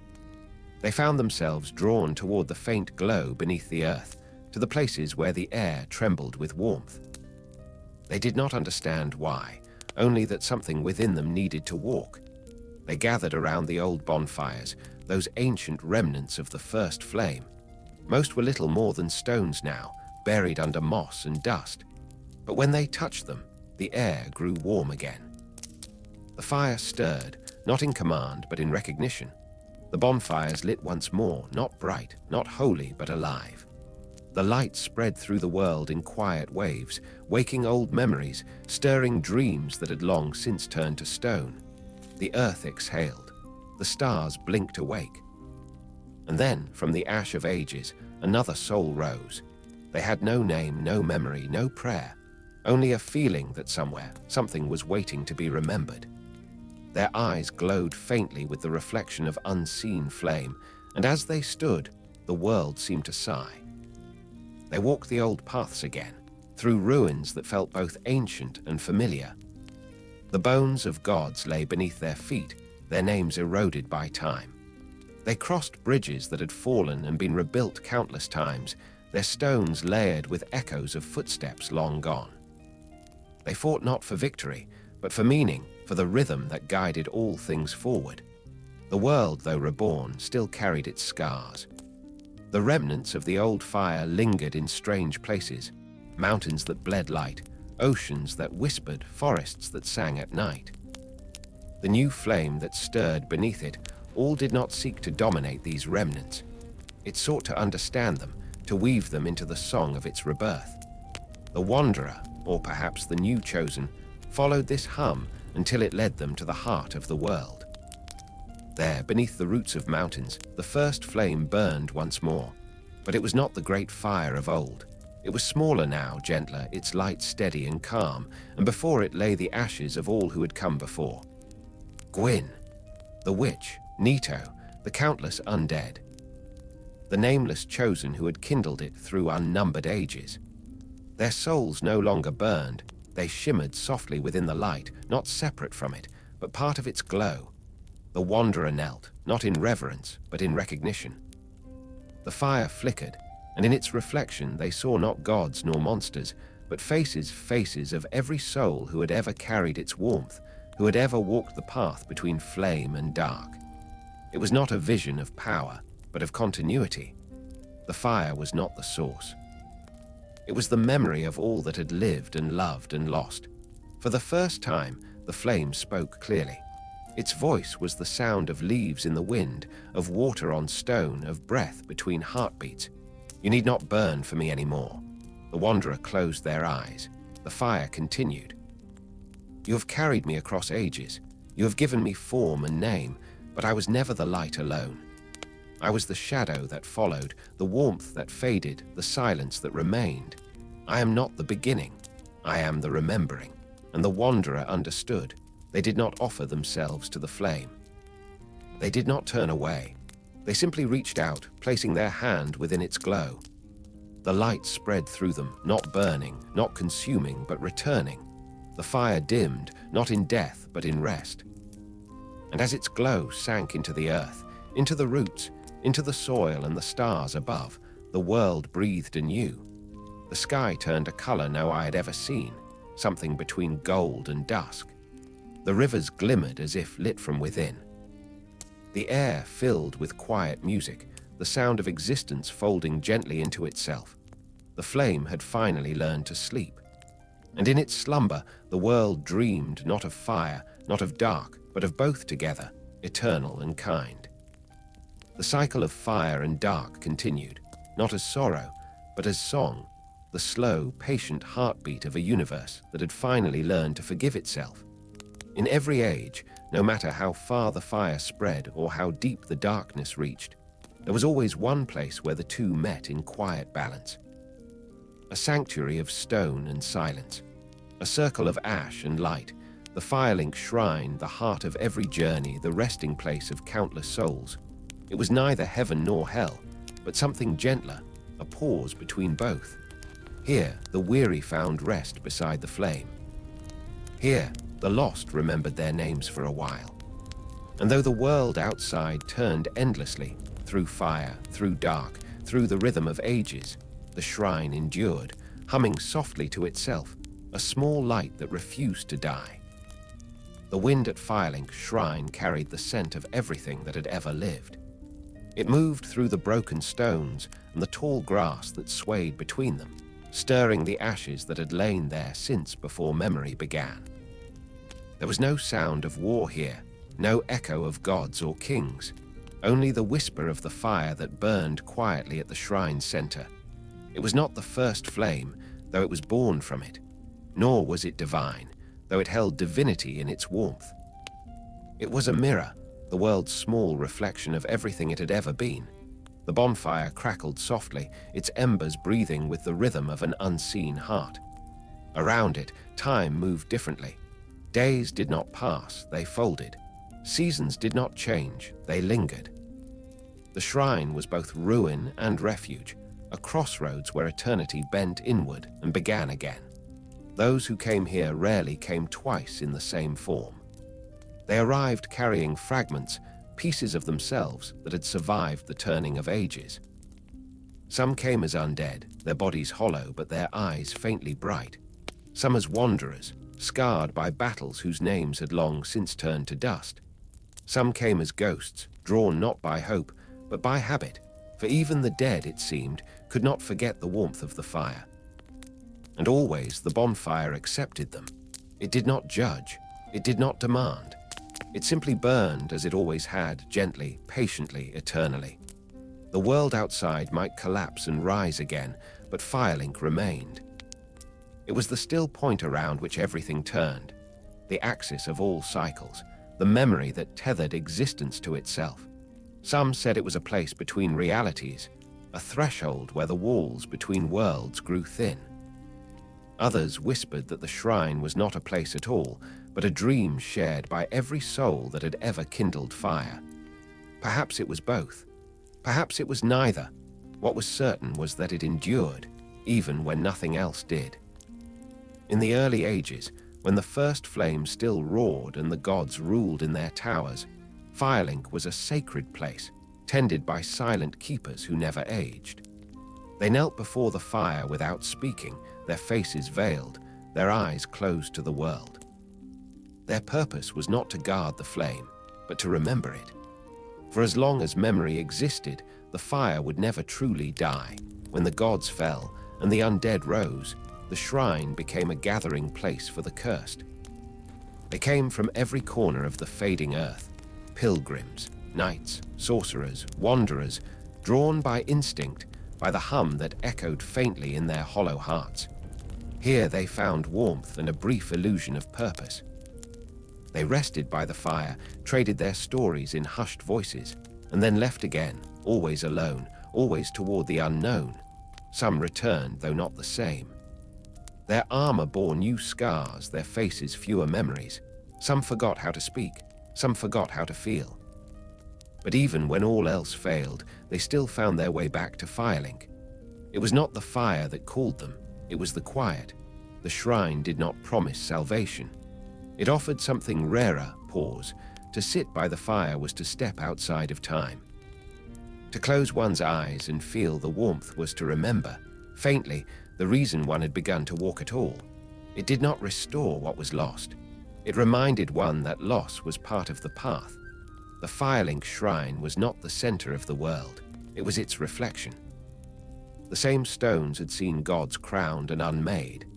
The same air had carried prayers, curses, and songs. The same flame had burned in 1,000 hands, kindled by saints, by tyrants, by dreamers and fools.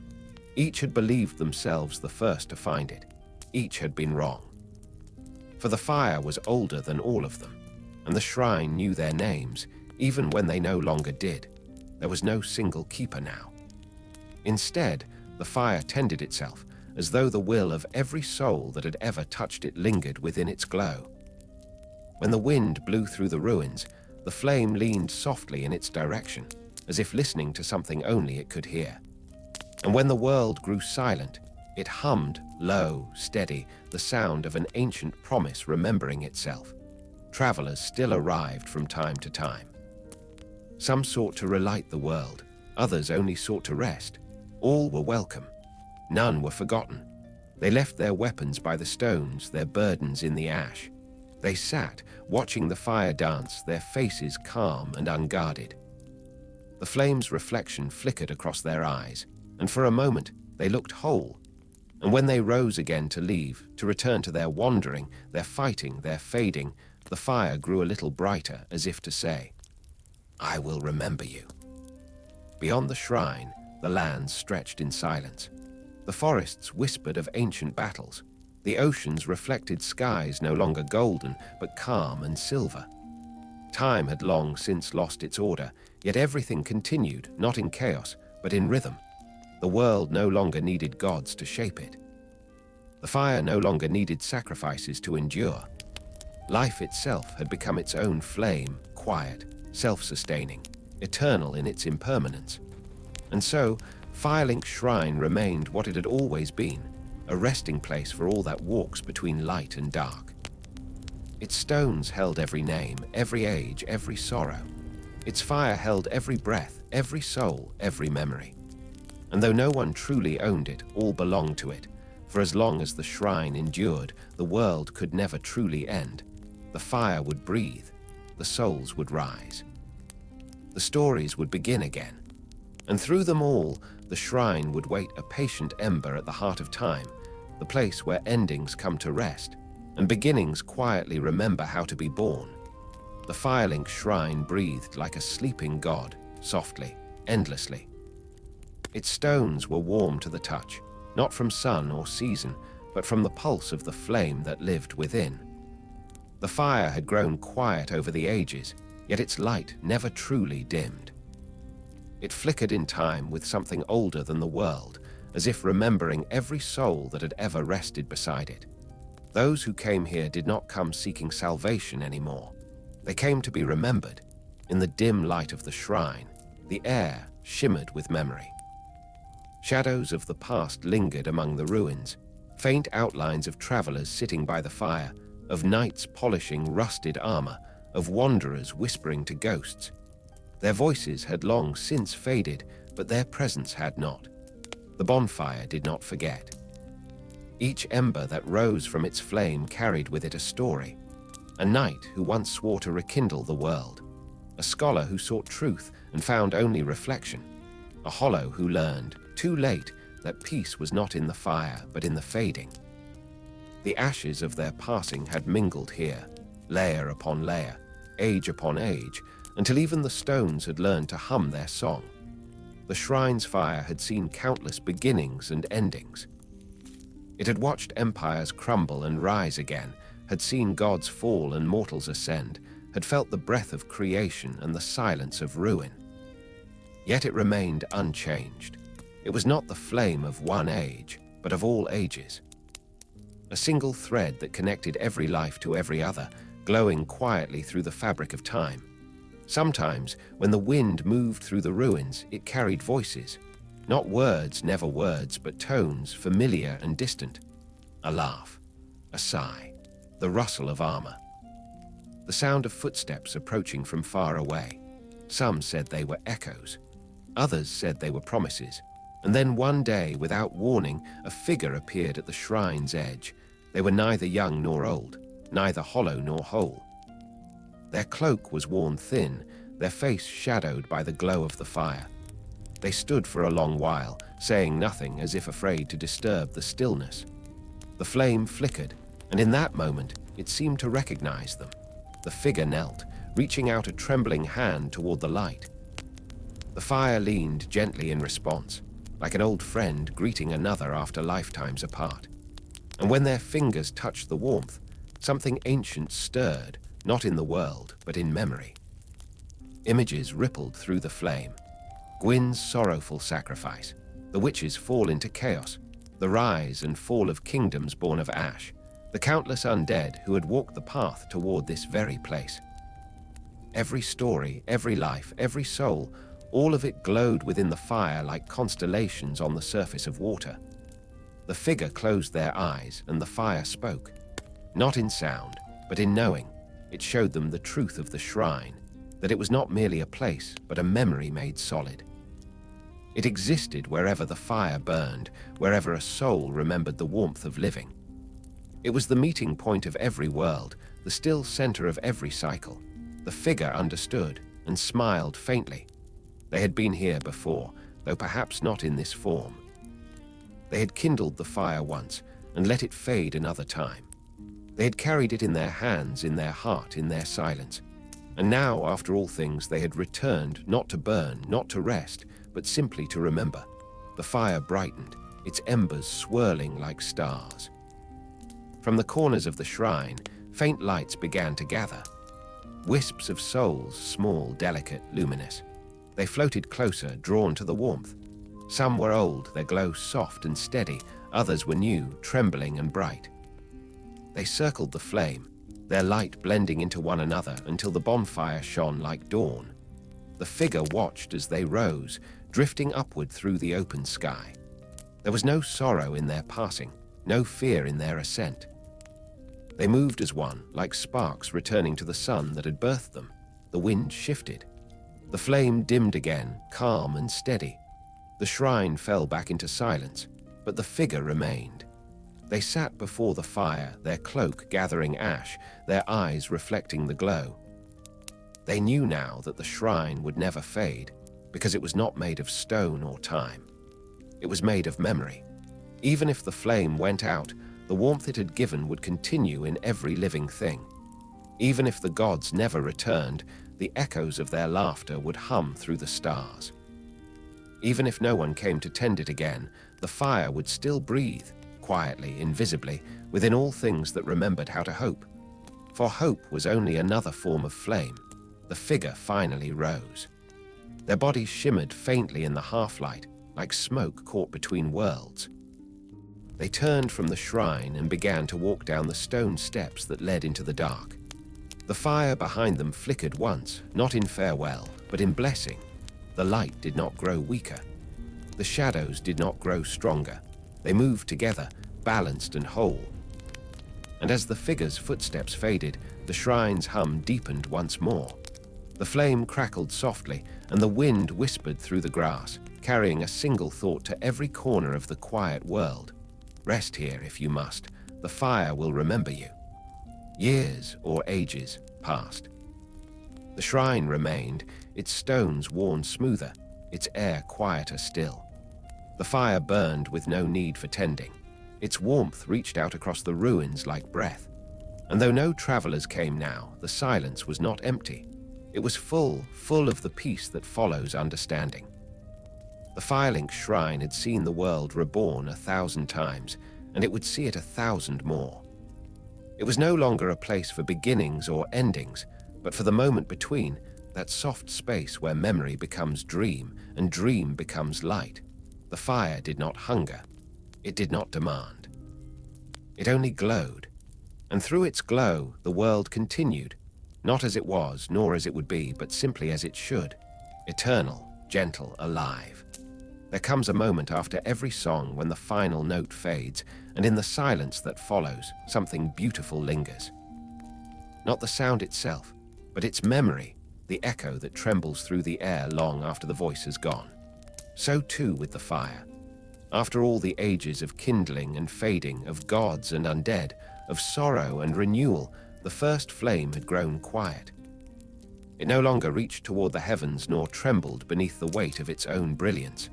It burned softly now, small, steady, content to be. This was not its death. It was its rest. The world had grown calm around it.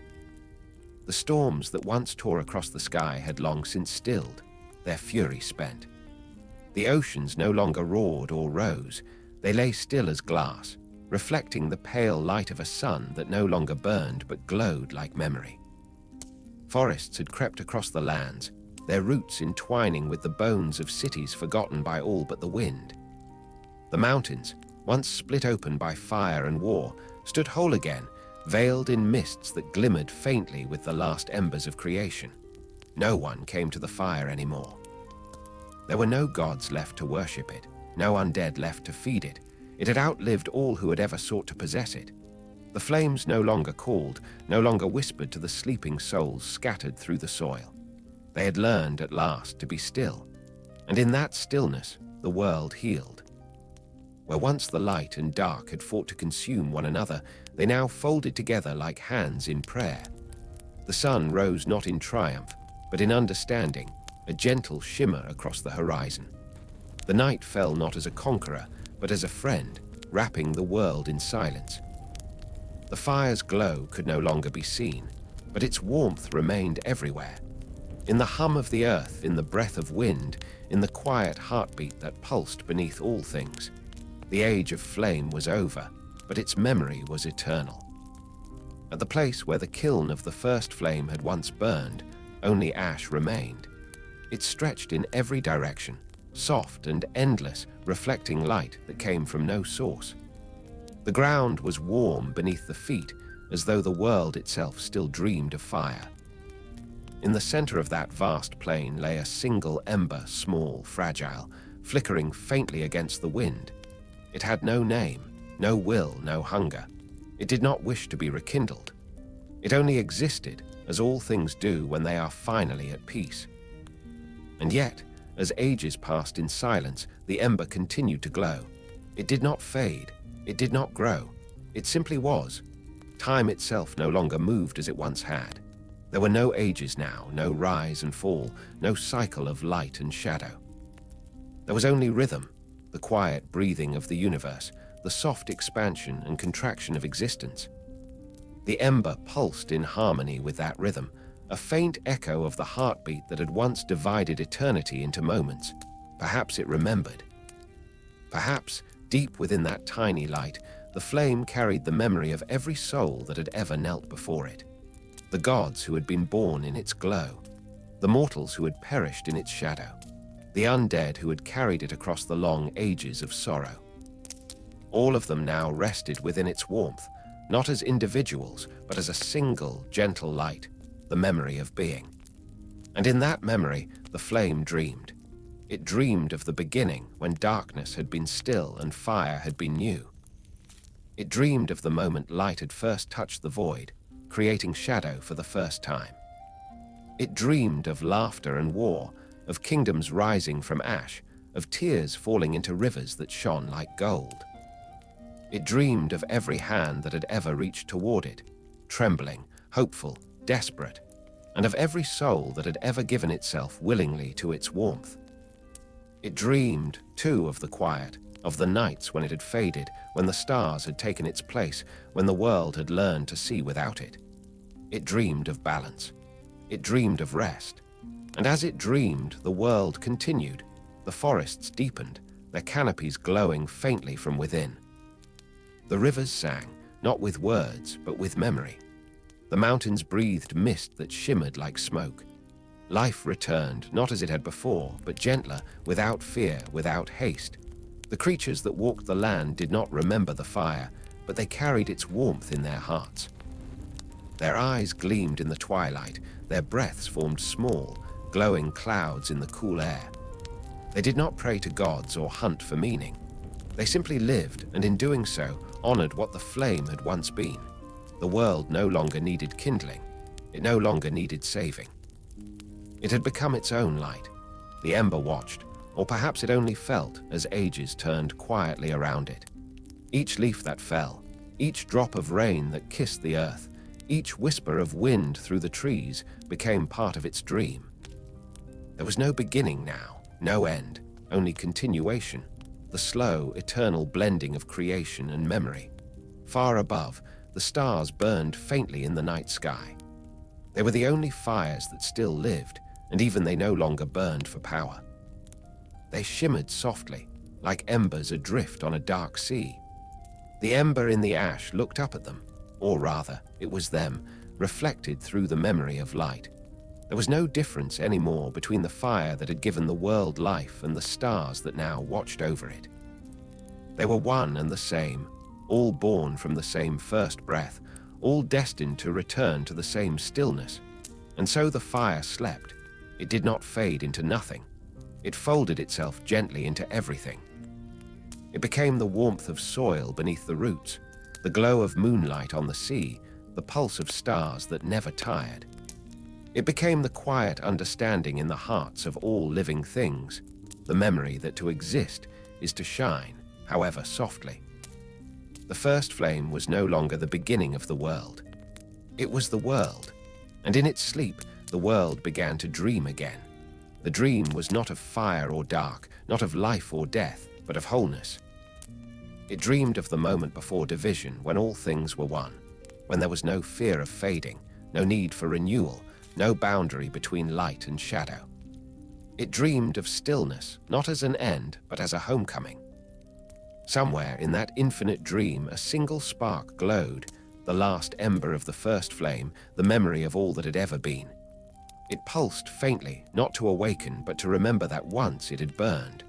Once it had lived. Once it had loved, and that was enough.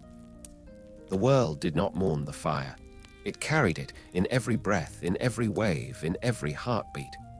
The song of the flame no longer needed to be sung aloud. It was written into the silence. There was no longer a need for gods, for heroes, for chosen ones.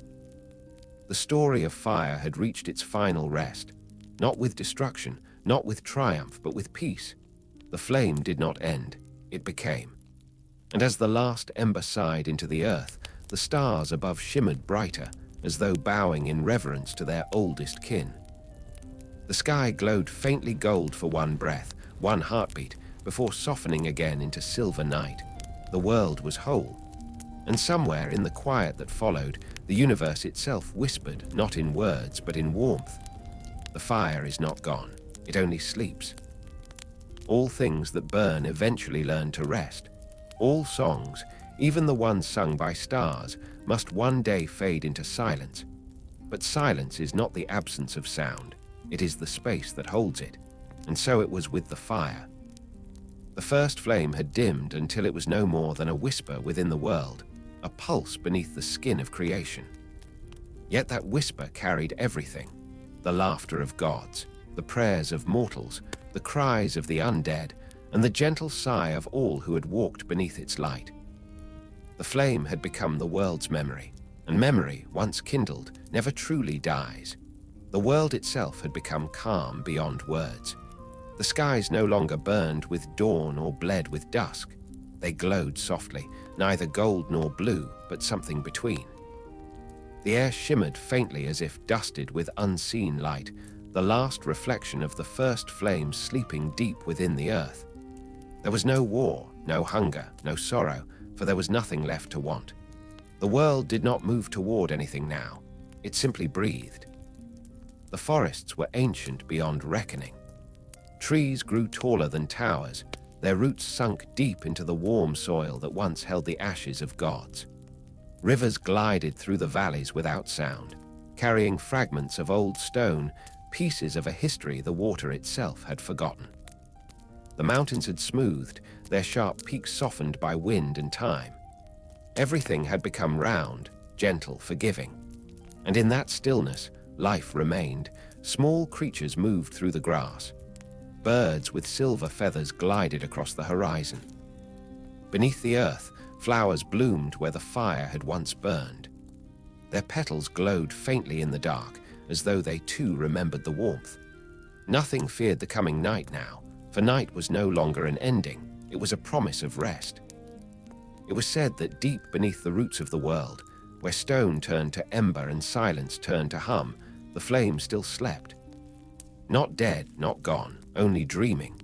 Its light pulsed softly through the veins of the earth like blood, slow and eternal.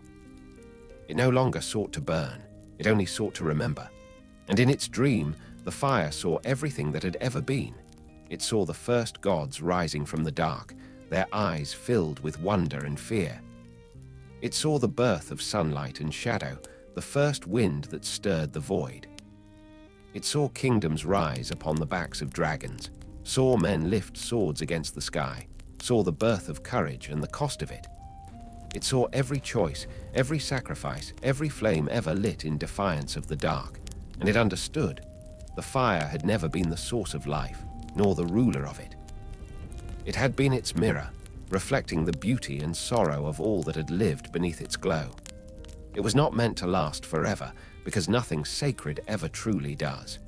Its purpose had always been to teach the world how to shine, and then to let it go. The flame's dream became softer. The images of gods and kings faded, replaced by simpler visions: a mother lighting a candle at dusk, a child chasing sparks in the wind, two wanderers resting beside a dying bonfire, their faces calm, their silence shared. The fire realized that this was all it had ever wanted to be, not a god. Not a power, just warmth. The warmth that passes from one to another, quiet and endless. Above, the world grew dimmer, but it was not dark. The stars had drifted lower, their light mingling with the mist. Each one shimmered softly like a memory, faint but unforgotten. They no longer belonged to the heavens. They belonged to the earth now, fallen embers that would never fade. And among them, the fire dreamed its last dream. It dreamed of the firelink shrine, still standing in the gentle dusk. Its stones covered in moss, its bonfire no longer burning, but glowing faintly beneath a layer of ash. Around it, the grass grew wild, and the air carried the scent of rain. There were no travelers left to tend the flame, no keepers to whisper prayers, yet the place did not feel empty. It felt whole. The shrine no longer needed a fire to be sacred. It had become sacred simply by enduring.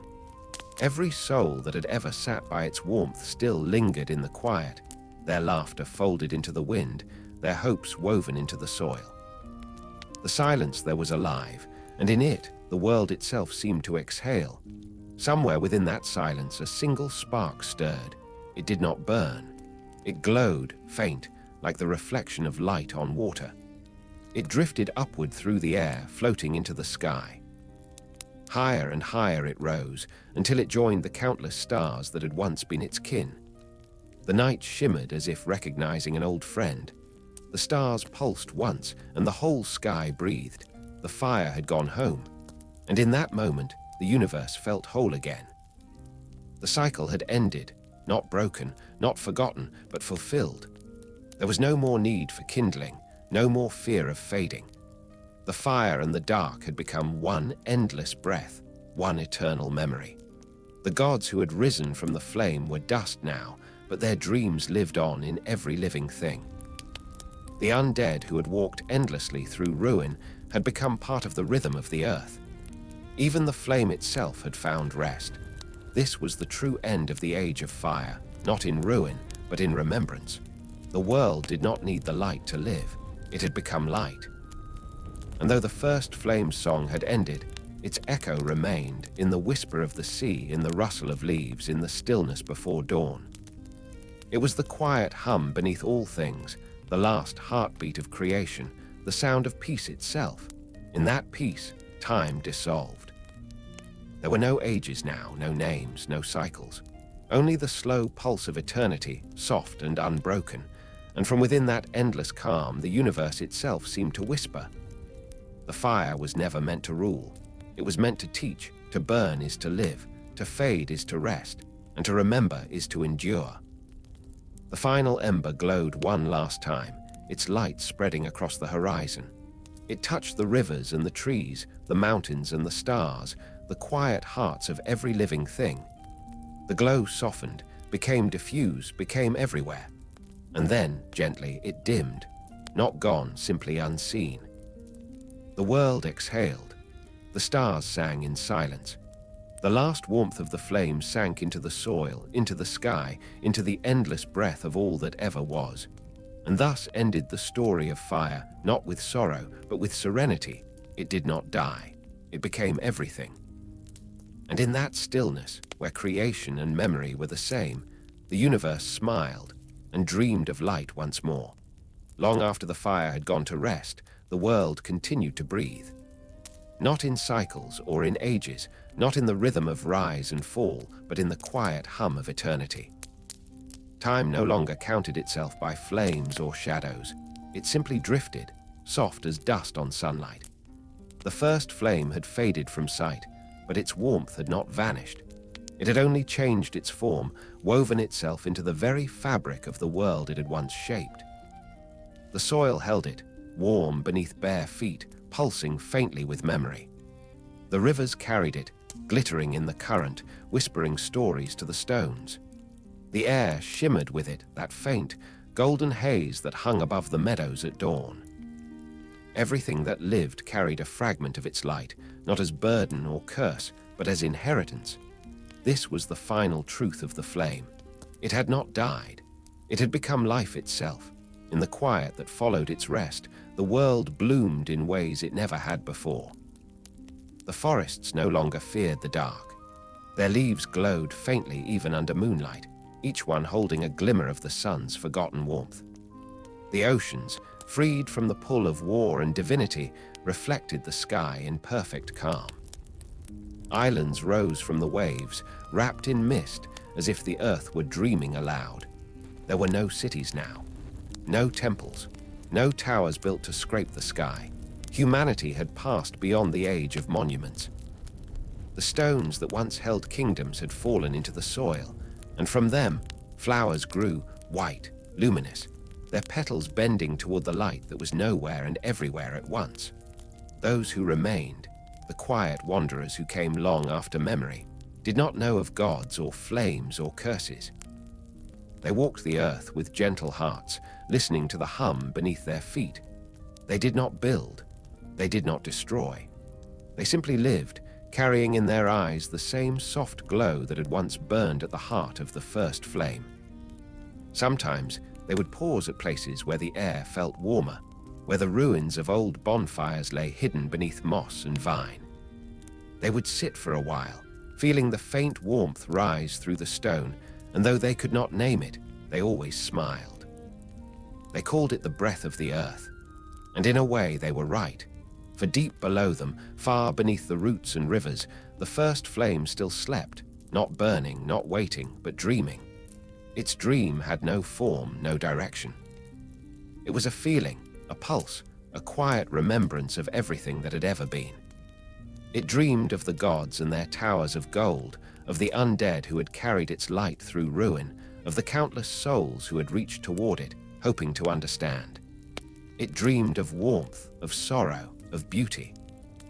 And as it dreamed, the world above shimmered, because the dream of the fire was the world itself.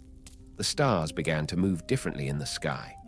No longer fixed, they wandered slowly, tracing spirals across the heavens. Their light softened, becoming like breath upon glass. To those who still looked up at night, it seemed as though the stars were alive, pulsing in time with their own heartbeats, whispering in a language older than sound. It was the song of the flame, still echoing, still alive. No one remembered its words anymore, but the world still moved to its rhythm. The seasons turned like slow tides. Life rose and faded and rose again, each moment connected to the last by invisible light. Death was no longer feared, for it was only the shadow of rest, the pause before the next breath. And in that quiet eternity, something wonderful began to happen. The dark, which had once been the fire's rival, began to glow.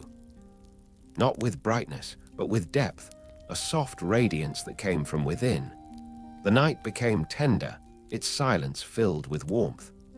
The shadows of trees no longer stretched in fear, they swayed like dancers beneath the starlight. The world had learned at last that light and dark were not two forces at war, but one love expressed in two ways. Far across the endless horizon, where the land met the sea and both dissolved into mist, a mountain stood. Its peak was veiled in silver, and upon it burned a single flame, not bright, not grand, but pure. It was not the first flame, but something born from it. It burned without consuming, glowed without needing fuel. Birds nested near it, unafraid. The wind carried its warmth across the valleys, and every living thing turned subtly toward it, not to worship, but to remember. For memory had become the new divinity. No longer bound to gods or destiny, the world worshipped only remembrance, the act of seeing, of feeling, of existing with quiet grace. Every leaf that fell became a prayer. Every raindrop was an offering. Every sunrise was a resurrection of something ancient and kind. The fire had become this, Not a power to rule, but a presence that lived through all things that chose to endure gently. And perhaps that was what it had always wanted. Far beyond time, the last echo of humanity's voice drifted across the wind, not in speech, but in laughter. It echoed in the valleys and rolled over the hills, soft and endless. The earth itself seemed to laugh with it, the rivers joining in chorus, the stars shimmering in approval. It was not the laughter of triumph or survival. It was the laughter of understanding, the kind that follows sorrow, the kind that knows all things end and still finds beauty in the ending. The fire had taught them that lesson well. For though it had burned away countless worlds, it had given something in return, the awareness that nothing beautiful is ever lost, only changed. The light that once blinded the gods now glowed quietly in every living being. The darkness that once terrified mortals had become their home. Together, they had created a world that no longer needed saving, only remembering. The last ember pulsed once more beneath the earth. It had grown faint, so faint that even the stars could barely sense it. But within that faint glow was everything. The first breath, the first spark, the first dream. The fire smiled within itself, and as it did, it began to dissolve. Its warmth spread outward, through the soil, through the air, through the hearts of all things. And then it was gone, not extinguished. Fulfilled, the stars grew brighter. The ocean sighed. The mountains leaned into the wind as though listening. The world did not mourn. It simply lived, for the flame had not died. It had taught all of creation how to live without it. And as the endless night unfolded, soft and silver, the universe whispered its final truth, one carried by wind and water, by leaf and stone, by dream and silence alike. The flame is everywhere now, in every breath, in every heart. It does not need to burn to be alive. It only needs to be remembered. And with that, the story of fire, of gods, of undead, of light and shadow became something greater than a tale. It became the world's breath, its quiet pulse, its gentle song. The age of fire had ended, but the age of remembrance had begun. The flame slept, and in its dream, the world finally learned how to rest. Even as the last flame dies, the darkness does not mourn, it listens, and remembers the song of what once was.